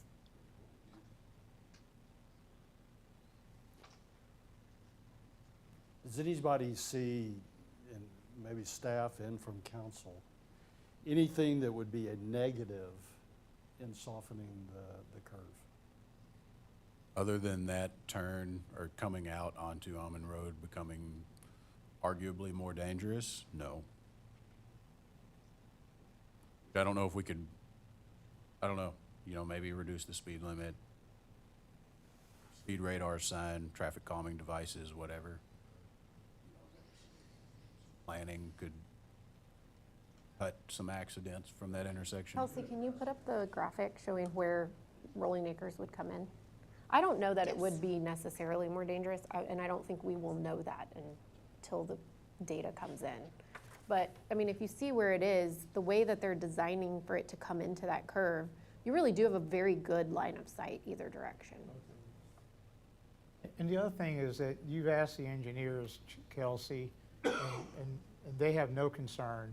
They've not raised that concern to you about the intersection of Rolling Acres, correct? It is something that we have discussed and we verified with STVR consultant to ensure that it is a safe intersection with appropriate site visibility for this area. All right. There's in my opinion, I think there's far more pros to softening than cons. There's more visibility Right. as well compared to the old road. All right. Anybody else have any questions on this tonight?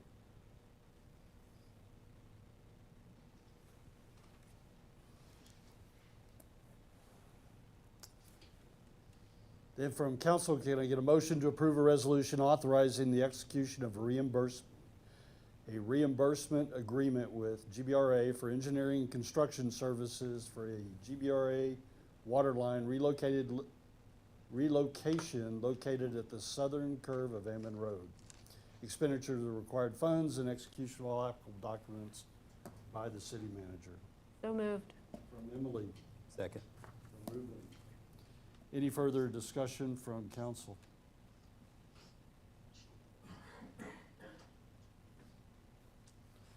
Motion on the table, all in favor, please say aye.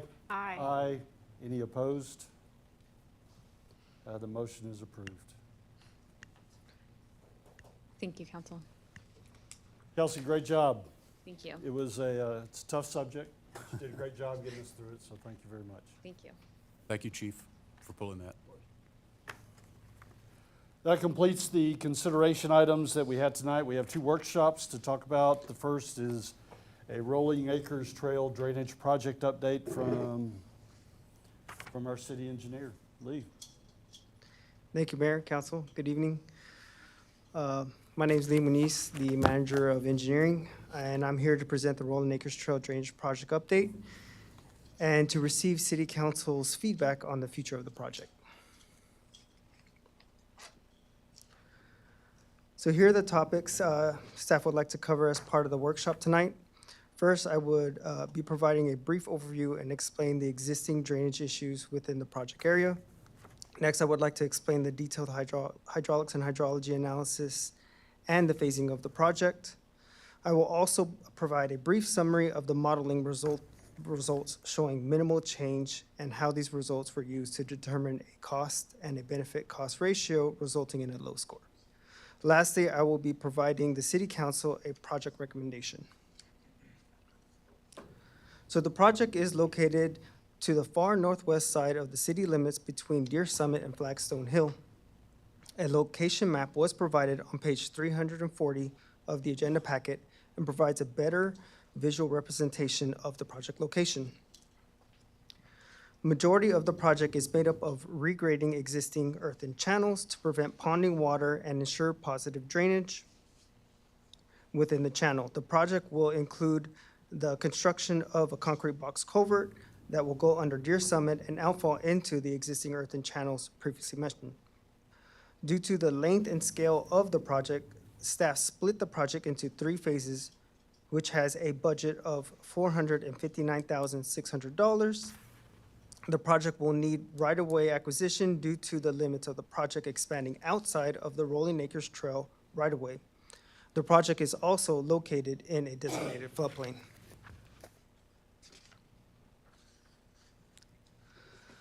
So this slide demonstrates how stormwater currently flows near the intersection of Deer Summit and Rolling Acres Trail.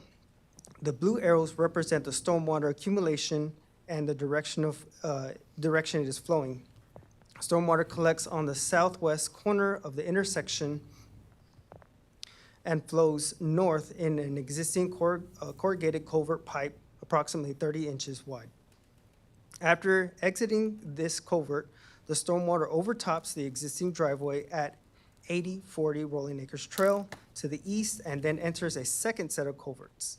This second set of culverts are 4 30-inch corrugated metal pipes, but due to the large volume, stormwater overtops Rolling Acres Trail crossing and continues to flow in the southeast direction. These culverts drain into an undersized existing earthen channel, and stormwater continues to flow within the channel in the southeast direction. This portion of the channel has multiple private fence crossings as well. So continuing with the existing conditions of the site, this slide shows the downstream portion of the project near Flagstone Hill Drive intersection. Stormwater continues to flow within the earthen channel until it reaches the private driveway at 8005 Rolling Acres Trail. At this driveway, stormwater flows through 5 30-inch corrugated metal pipes. Stormwater also overtops the driveway and continues to flow in the southeast direction towards the culvert at Flagstone Hill Drive. As you can see, the stormwater flow arrows are now on both sides of Rolling Acres Trail because stormwater is flowing on both sides. Staff will be discussing this later in the hydraulic portion of this presentation.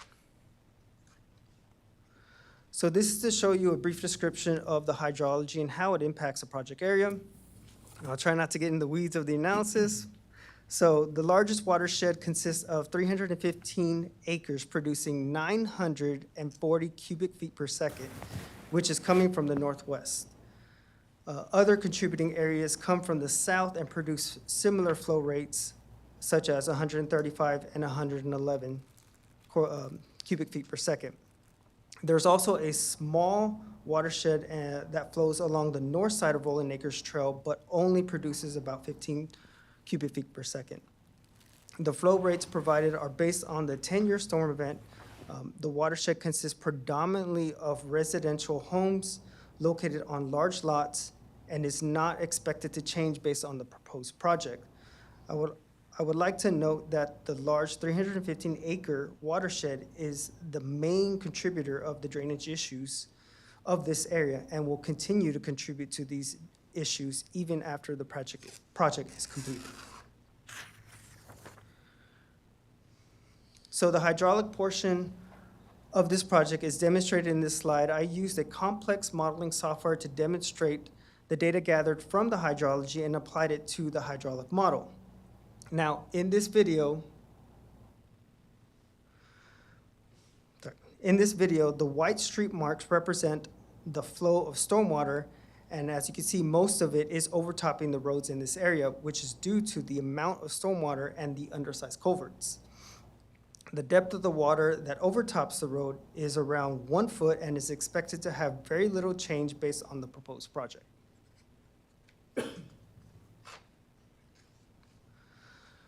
Now that you've seen the background information, here is the breakdown of each phase of the project, starting with phase 1. This phase has the most amount of earthwork proposed, which will help maintain positive drainage. The extent of the project had to be extended beyond the limits of the right-of-way, so there will need to be some land acquisition. The black line represents a fence that would need to be relocated, and due to the close proximity of Rolling Acres Trail, some street repair will be needed and a driveway reconstruction towards the end of the project, which is located in this area here, would have to be reconstructed.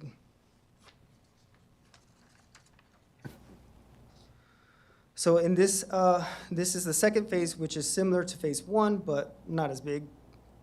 This phase will also include channel work, but proposes a large drop in the elevation of the channel, which is needed for phase 3 of the project. Right-of-way acquisition, again, is required, as well as a small portion of the project is outside the right-of-way, and a fence relocation, as shown in black.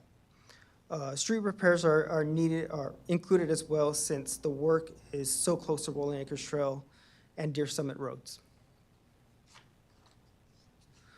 So, and finally, phase 3, this phase, the project will be installing 2 3-foot by 2-foot concrete box culverts and abandon the old culvert located here. This is to efficiently redirect the stormwater to flow into the earthen channel instead of flowing across the driveway located at 8040 Rolling Acres Trail. The upstream and downstream portion of the project will also include concrete aprons. Again, street reconstruction will be required for the trench section, which is shown in the hatch red, which is this area here. And then mill and overlay for the remaining portion of the street, which is shown in gray, which is the remainder portion. Sawtooth curb is also proposed along the edges of the street to help protect citizens from making the turns to and from the intersection. So this slide is to show you the reduction in stormwater that the proposed project will provide. As you can see, the area shown in red, which is predominantly located in here, shows the reduction in the stormwater. Most of the reduction occurs in that area, which is phase 2. Rolling Acres Trail stormwater overtopping saw reductions in about 3.6 inches, which is only in isolated areas. Elsewhere saw little to no change. The results shown in the picture are for the 10-year storm event, which is what we require in the UDC for design. So here you can see the estimated cost for each phase. The costs were developed using the latest COSA bid estimates and were also reviewed by the city's GEC. Each of the phases included contingencies and inflation factors. As previously mentioned, only phase 1 and 2 included right-of-way acquisition. A benefit cost analysis was performed using FEMA's BCA toolkit. The results of that analysis show that the entire project will only receive a 0.11 benefit cost ratio. This is extremely low as FEMA only considers viable projects with scores of 1 or better. So based on the information provided in today's workshop, staff would not recommend the project continue to the construction phase. Staff believes that with a low BCR score, higher costs than budgeted, and minimal relief in overtopping and high stormwater road depths, that the funds could be used to support other drainage projects. One of the projects that is currently being developed is the Chartwell Drainage Project, which is currently in the design phase. There are also other projects staff plans to evaluate as part of the city's 5-year drainage CIP. And with that concludes my presentation. If you have any questions, happily to answer them. And so, Lee, what you're looking for right now, your recommendation is not to move forward with this project. Correct. And what you're really asking council is what our desires are, to move forward or not move forward. Correct. Yes, sir. Okay. Jonathan. I just want to say that I'm proud of the work that you guys put in on this and the way that you tackled it. And I want to point to council how different this is from several months ago when we were talking about box culverts at Vestal Park, right? So we went out and we paid for this engineer to make all this data. We already had a recommendation from city, and then we decided to use the recommendation from our staff instead of the engineering. And you guys rolled your sleeves up and got this done, and now we're looking at it, and we didn't pay anybody. We did this in-house, so I appreciate the work that you guys put in. Thank you. Yeah, thank you, Lee. And it is unfortunate that we can't fix the problem easily, but at least we're not in it, anything. What our in-house costs are. Correct.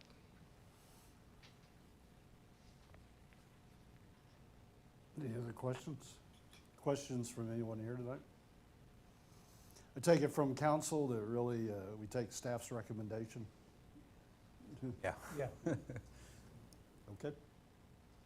All right. What else you need? That's it. Thank you, Mayor.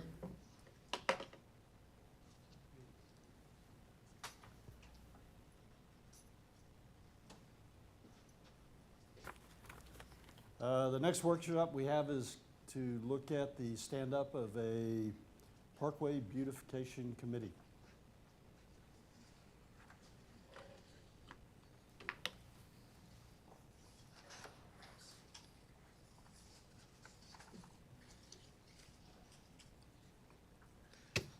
I think everybody knows me. I'm Keith Roden, a council member, resident of Fair Oaks Ranch, live in the Fountains. The Parkway is just a beautiful aspect of our city. And turning off I-10, passing CVS on the left and Frost Bank on the right, you enter a world set apart from the urban sprawl that continues to try to surround us and is frankly encroaching more and more every day. It is wonderful to reflect on our city's founders and developers' vision, outlining a plan to create a city with so much appeal. In fact, this appeal is why we all moved here, and we are here today. The design of the Parkway is very aesthetically pleasing, and that's a really hard word to say. Provides a safe driving environment with a divided road, and traffic flows smoothly because of it. Let's see where.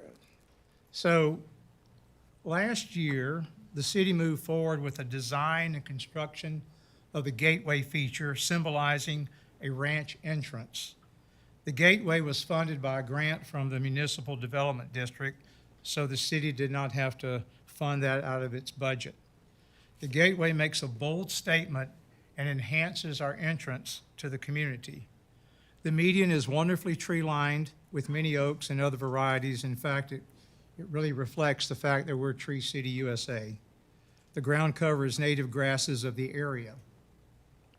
Building on the concept of improving the Parkway, I believe its beauty could be enriched with some landscaping and decorative elements. And just so you know, I'm not referring to garden gnomes, concrete mushrooms, or cow statues. So, and Scott gave me a high sign on that one. Native plants focusing on drought-tolerant vegetation would foster greater attractiveness, magnify the visual character of the area, and spotlight one of the city's unique features. In recent months, I experienced a parkway with just that concept. A relatively new development in a Texas city demonstrates the point. I took these pictures from my vehicle, so I'd give you an example of my thoughts. I'm aware that other cities might receive more rain than we do in our region, but they too were thoughtful in the types of plants for their parkway. And in fact, at different points along the route, they created groupings of landscaping, as you can see in these sample pictures. While I'm not a design person by nature, I recognize good forethought and design. So what I'd like to do is borrow the concept from the Gateway Project to create a group that would brainstorm ideas, assess initial cost, and the ongoing maintenance requirements. The committee would bring recommendations back to the council for consideration in the latter half of 2026, this year. The committee membership would consist of 2 council members, myself, and I suggest Scott Parker, since he was actively involved in leading the Gateway Project, 2 to 3 city staff as appropriate, and up to 5 resident volunteers. The group would meet with the sole purpose of creating a plan, enhancing the parkway, and providing recommendations for the consideration. So therefore, I ask the council to pass a resolution in the future to authorize and establish a committee. And by doing this part I'm talking about specifically is the part between, part of the parkway between I-10 and Dietz Elkhorn, which is the only part which we have a true median-based parkway. So I open it up to any questions. What does anybody think about moving forward? At least put a committee together to see what the results are from the committee. No cost, right? No cost. That was my question. I would say we could even engage some, I know landscaping firms often will come out and give you some ideas without any charging that could help, we could poll some of them and see if they got some ideas along with what the committee comes up with. So there wouldn't be any cost. We'd bring it back to the council to say, this is a design we are looking at. This is some estimates of costs we've gathered, and see where we'd take it from there. We may not take it anywhere. We may take it forward, or we may modify it. I know there's a lot of landscape company owners in the city, so maybe one of them would be invited or would want to be on the committee. That would be a great idea. We'll open it up to the resident for volunteers, sure. So your next step would be to come back for a resolution to authorize this process? Yes. After that, we'd start advertising for resident volunteers and just move forward from there? Yes, and then once we got the volunteers and the team together, then we'd just set up a schedule to meet, start our discussions, and see where we could take it. I think it's consistent with why we did the Gateway feature. We wanted to bring a little more beauty into the city and highlight some of our key, our key attributes we have. I know that having residents involved was a big bonus for us when we were doing the Gateway. And there was no shortage of people who wanted to volunteer, right, Carol? It was a great experience, so I think that can carry over to this project as well. What would be the selection process, and how would you guys message the community to say, hey, volunteers for this? And then once you get, 30 or 40 or however many people would like to have some say in it, how do you select from that list? Thank you for that question. I'm We, curious. honestly, it was an interview process. With the Gateway feature, we looked to go ahead and look for expertise, number one, and people who were just genuinely interested in being involved. We also solicited people such as Susie Fairwood, because of the fact we wanted to keep it in context of the ranch. So I think that we'll work with Joanna and her team, and so far as getting the message out, what we're trying to do, and see what comes in, and review resumes, people who have had experience. And it's amazing how many volunteers that we had on the Gateway feature or had applied to get involved that had prior experience in doing this thing. Keith is right. We do have people within the city who are residents with landscaping backgrounds, and people I can think off the top of my head who are really involved with drought tolerant, because I think that's going to play really hard into this. We don't want to do something that's going to create a lot of extra work for staff and the public works guys, dragging the water buffalo around everything. But that'll be up to the committee to decide, Let's get this thing formed, and we'll see if anybody wants to sign up. I think folks will want to. I think to Scott's point, we would do an interview process. If we had 30 people sign up, we certainly couldn't function a committee of that large. We'd have to narrow it down, but we would just go, like we do with our other committees, we interview and find out their level of background, experience, and their ideas, maybe get an idea, so. So just an idea, instead of calling it a Parkway Beautification Committee, which I think is what it is, would you be open to or consider having just a community beautification committee?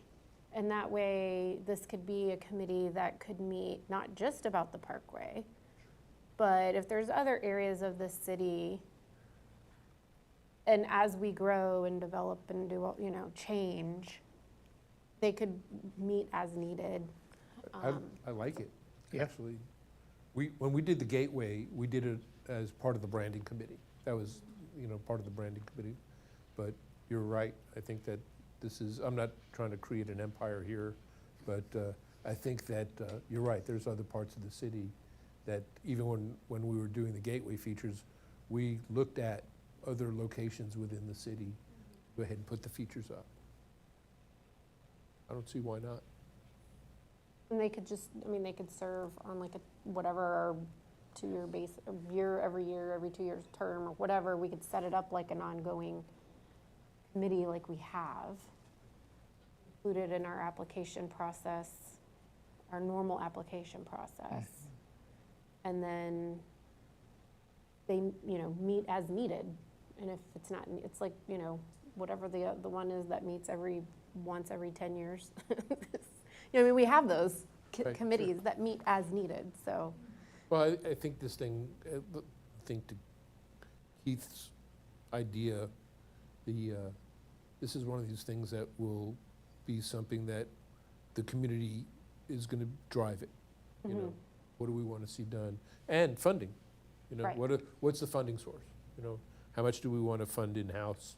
How much do we want to seek outside help with, et cetera? So there may be grants out there for replacing drought-tolerant planting and stuff. And Something that maybe- could be Yeah, sure. explored. Yeah, my intent was just sort of a one-time effort for the Parkway, but I do like your idea. We could expand that going down further to help the community and to emphasize, we need drought tolerant, low maintenance because we can't add to the workload of the city staff already. It's hard enough for them to keep the Parkway mowed, and so we don't need a lot of activities. So, but there are plants, and even at my house, when I moved in my house years ago, I've got plants I barely have to touch, and they look great all the time. So I know there are those out there. I'm just not the best source for which ones. That's why we need a committee. You have to be deer resistant. Deer resistant, yeah. But that's something we can put as our priority as we look at the options. Do they meet these criteria, and then go from there. And I think that the committee will drive that. Yeah. Once we get a committee selected and trying to see where this is gonna go, let the committee we'll bring the ideas forward and let them run with what we need to do, what they want to do for the Parkway to start off with. All right. Okay. So I'm hearing cactus, buffalo grass, and mesquite trees, is that right? Sure. All right. Anything else? All right, thank you.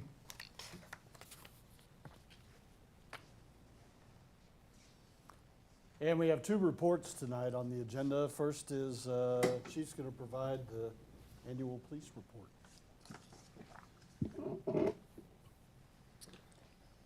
All right. Good evening, Mayor, Council, everyone here tonight that's still here, and those listening at home. My name is Todd Smith, and I'm proud to serve as your Chief of Police. Tonight, it's my honor to present the Fair Oaks Ranch Police Department's 2025 Annual Report. The report is more than a snapshot of the year. It's a reflection of our people, our values, and the trust this community places in us every day. Before diving in, I want to recognize the team effort behind this report. I'm grateful to our officers, our professional staff, and our partners across city departments who helped bring this together. I also want to personally recognize Sergeant Nathan Dominich for his leadership throughout the process. His consistency and attention to detail set the standard, and it shows on every page. We were intentional with the design this year, clean, easy to follow, and community-oriented, because transparency only works when information is accessible and understandable. As you open the report, you'll see a table of contents on page 2, my letter on page 3, and our organizational chart on page 4. This gives you a quick understanding of who we are, how we're structured, and how we serve. I'm happy to report that we are fully staffed with 2 of those officer positions on the org chart spoken for through our cadet program. That's important to say out loud, because while agencies nationwide continue to struggle with recruitment and retention, we maintain a wait list of applicants. That allows us to raise standards, protect our culture, and select people who truly fit this community. On page 5, you'll find our mission, vision, and clearly stated purpose. These aren't just statements on paper. They guide how we make decisions every day. 2025 was a strong year for the department. We accomplished a lot, but what I'm most proud of is our continued focus on the community. On page 6, you'll see our motto, "We go first." That's more than just a phrase, it's a mindset. Underneath it are our I CARE values: integrity, courage, accountability, respect, and ethical conduct. Those values guide how we interact with residents, how we train, and how we hold ourselves accountable.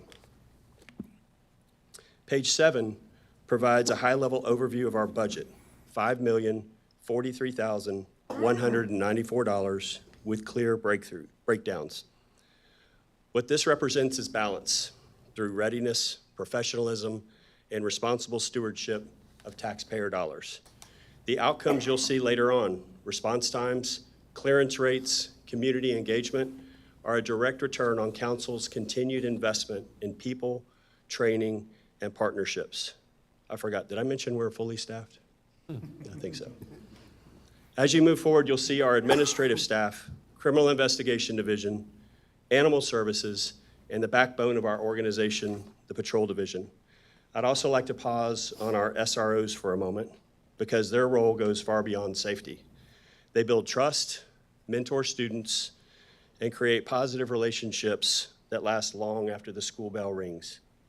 Pages 11 through 13 highlight 9 new team members who joined us last year.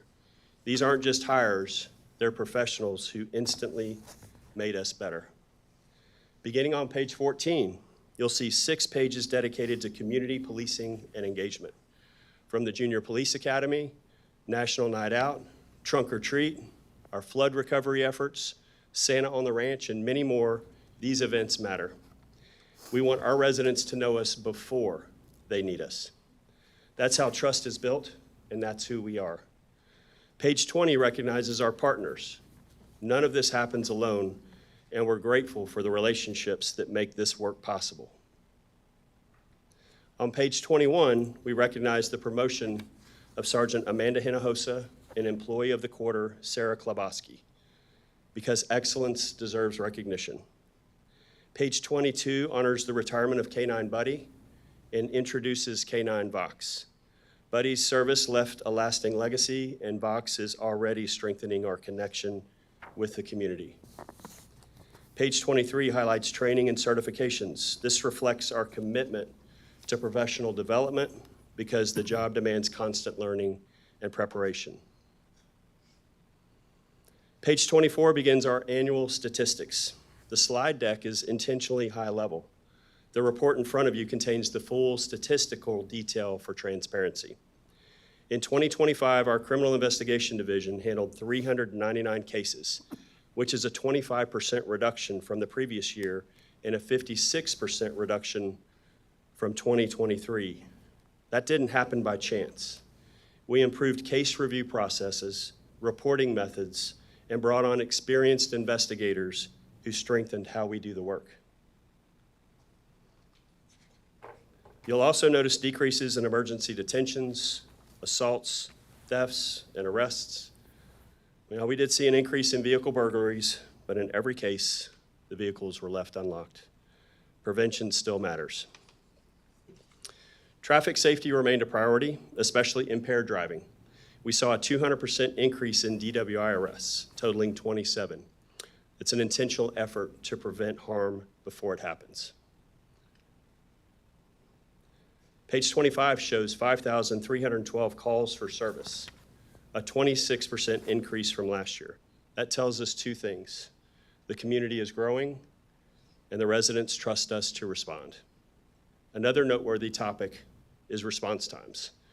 The 3-minute and 1-second response time you see is the average response time on all calls. Our emergency response time is less than 2 minutes. Big cities strive to have emergency response times less than 10 minutes. And again, our average response time on all calls is 3 minutes. By comparison, the average response time for San Antonio is 18 minutes and 35 seconds, 47 minutes in Austin, and how about somewhere between 74 and 100 minutes in Dallas? Animal-related calls led the list of calls with 801, and they are included in the response times. Again, 3 minutes. Animal calls are then followed by increased security checks, assist the public calls, assist fire and EMS, followed by community engagement. For the first time, we documented 394 community engagement interactions, proof that our commitment to connection is being measured, not just discussed. It is now a tracked and accountable part of our daily workload.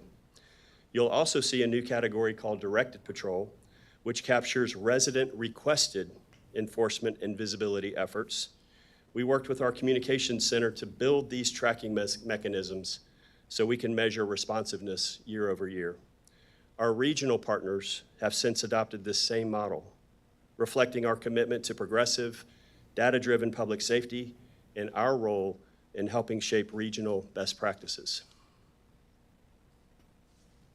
Page 26 covers traffic statistics.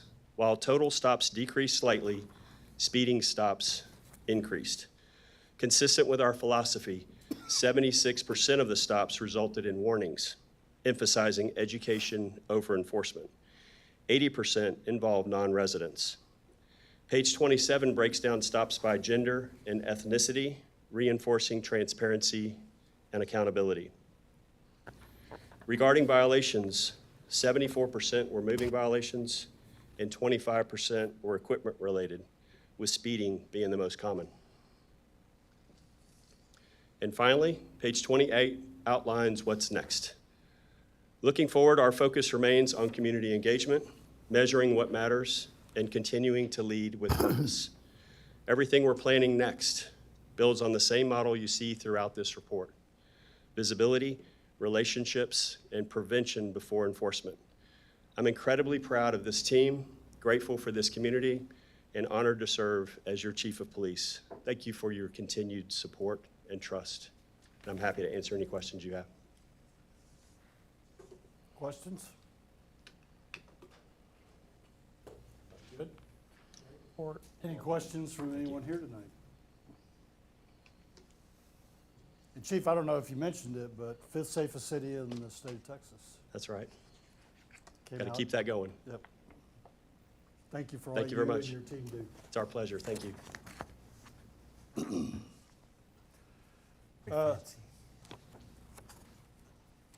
Next report that we have is from the Bexar County Emergency Services District Number 4. And our Chief Andrade is here tonight.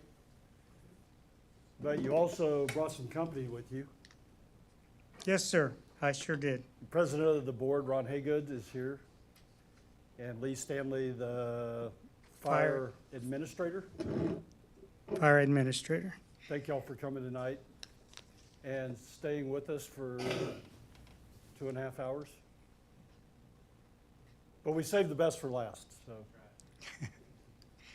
Good evening. My name is Jack Andrade. I've been the fire chief for ESD 4 for about 6 months now.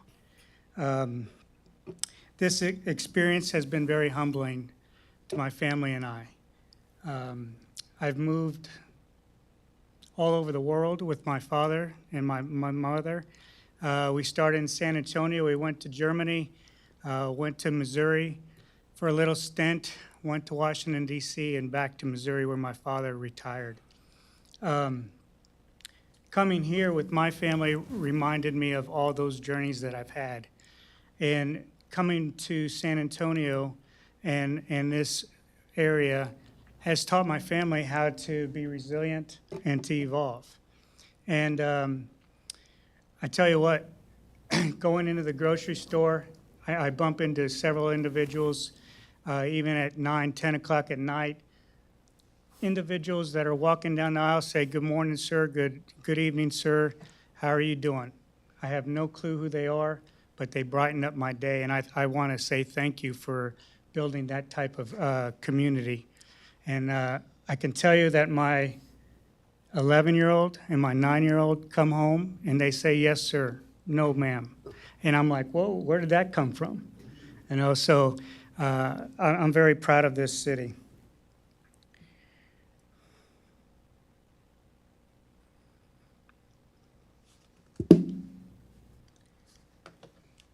My vision that I've had for ESD 4 is to foster a relationship of collaboration and commitment to all that reside and pass through our district. I welcome questions and feedback as to who we are, where we're going, and what our future contains for us. This meeting will be the first of many with the City of Fair Oaks.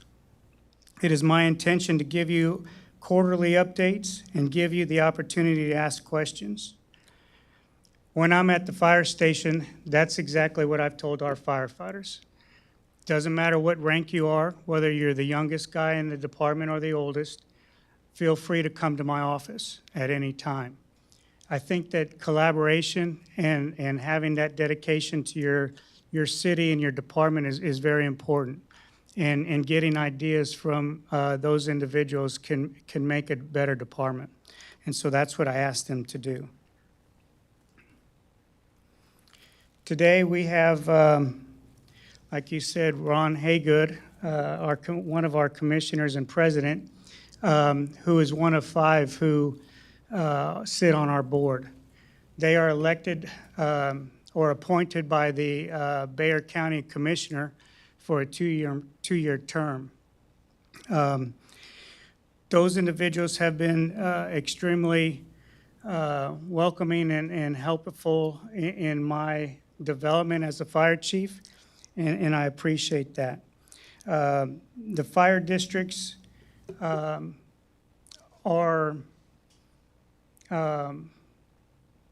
ran by the Chapter 775, which I'm sure all of you know, and it also helps us to develop our funding for our district. ESD 4 is the lowest district tax rate in the 12 that are located in San Antonio. They're at 6.4 cents on the $100. So what that means is if your house is $750,000, you pay $500 a year roughly for fire and emergency services.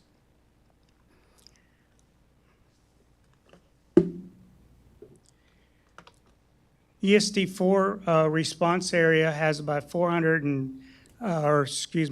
square miles and roughly about 50,000 square residents. We do fire and EMS, and our guys are very good at what they do.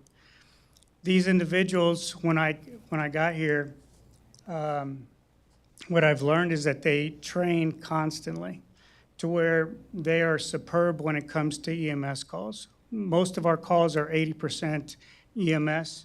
And in your city, I'll talk about the stats at the end, but in your city, they have saved 2 individuals last quarter that were in cardiac arrest. So I think we should be very proud of that. We run out of 2 staff stations, 132, which is at Ralph Fair Road, and 134, which is at Bernie Stage Road. We have on the agenda a future fire station, 135, which is on I-10 Access Road. And we also plan on staffing what we call 420 in Fair Oaks.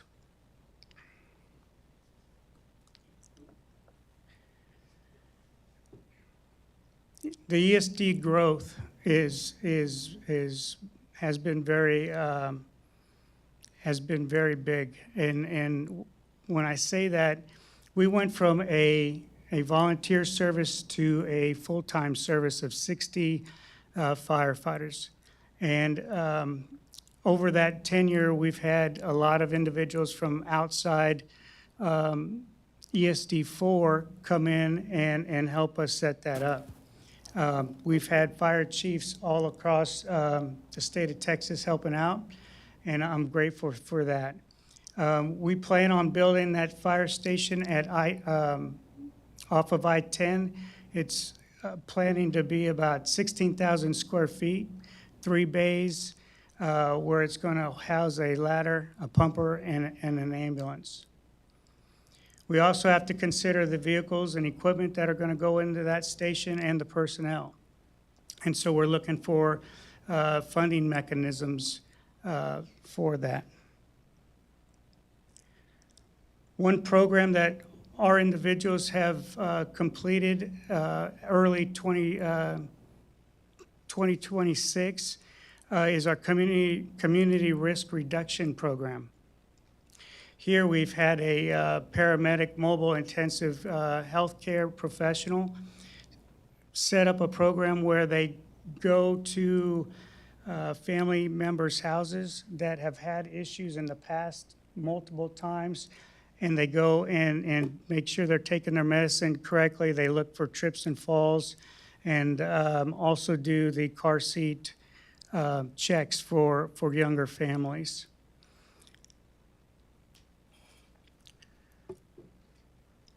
In 2025, we've had initiatives in several areas, and I pointed out a few.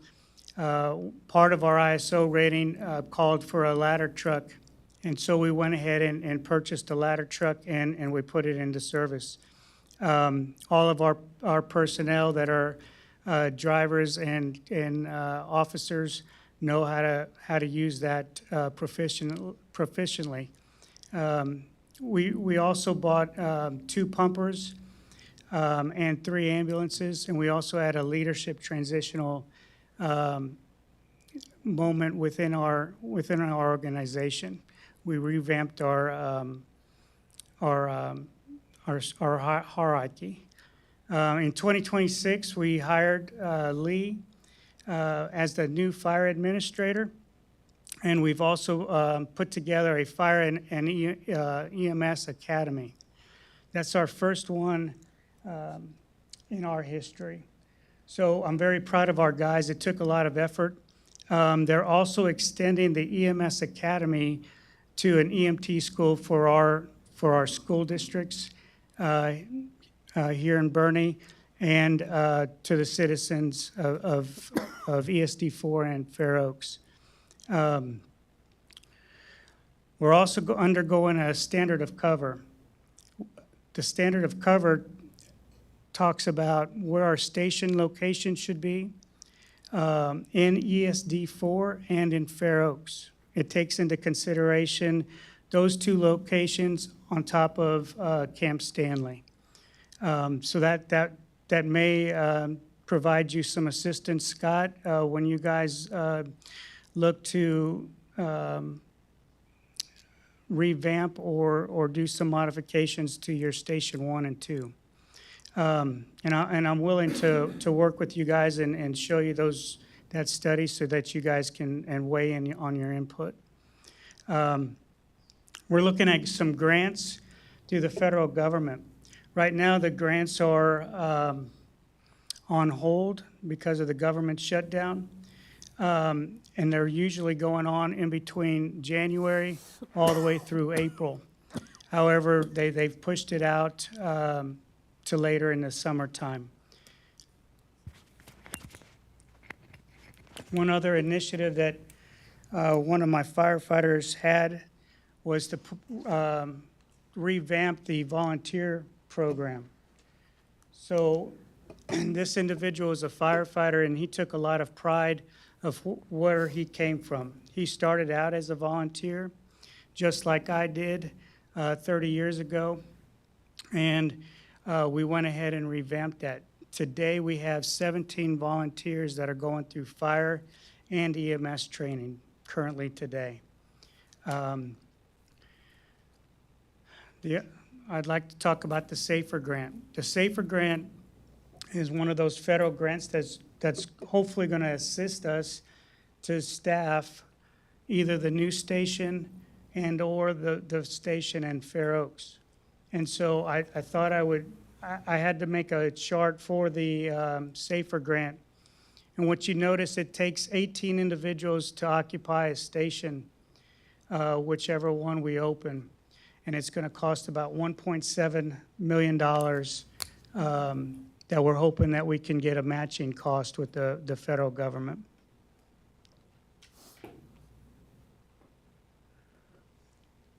Statistics in Fair Oaks. It's right now, if you look at the right-hand side, that's the most important. It takes us 9 minutes and 18 seconds to get there. That standard of cover that I'm talking about, where our station should be located at, will help us get this 9 minutes and 18 seconds down to where we're meeting the NFPA 1710. 1710 talks about being at a residence location of an emergency within 4 minutes. Right now, this total is 9 minutes and 18 seconds, and that's 50% of the time. NFPA 1710 says that we should make it on scene 4 minutes, 90% of the time. So we're trying to improve our standard and with utilizing that standard of cover, of telling us how many personnel we need, what type of equipment, and where our stations should be located.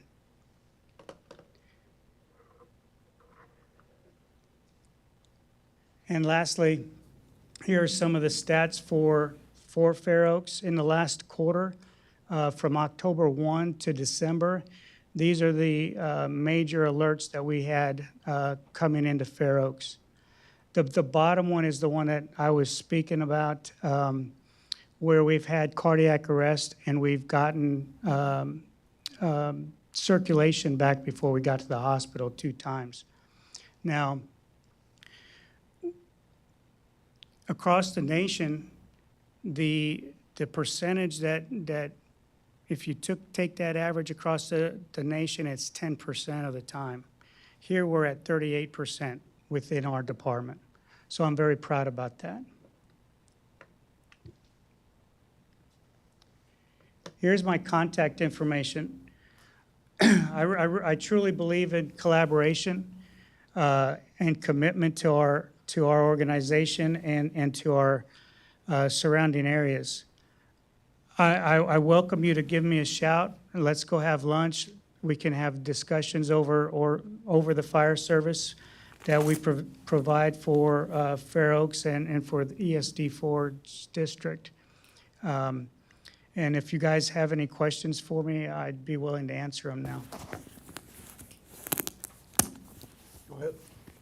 I want to say thank you for the service that you provide our residents, and I also want to say thank you and to Mr. Haygood and his team as well. I like that you've put it in bold here, even that, you know, the ESD4 is the lowest taxing ESD at 6.4 cents, and I like that you reaffirm that commitment to us here by putting it in bold. You know, and I'm proud of the fact that you guys are looking for grants and other ways to fund the growth that you expect rather than raising taxes, and I want to say that I really appreciate that. I've talked to Mr. Haygood about it in length, you know, on the committee, and thank you guys. You're welcome. Thank you guys for holding that line at 6.4. And let me give you another fact. Out of the other 11 ESDs, their average is 9.5 cents per 100. So we're low. We're doing really good.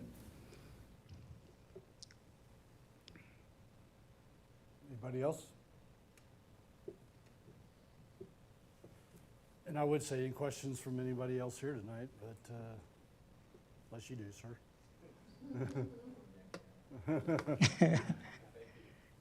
Yeah, Chief, I appreciate you being here tonight and look forward to this continued relationship and working together to provide services to our residents. So thank you. You're welcome. Thank you. You all have a good night. And Ron and Lee, thank you all again for being here tonight, too. Well, that completes all of the items that we had on the agenda tonight. Does any council member have any announcements that they'd like to make? No? All right.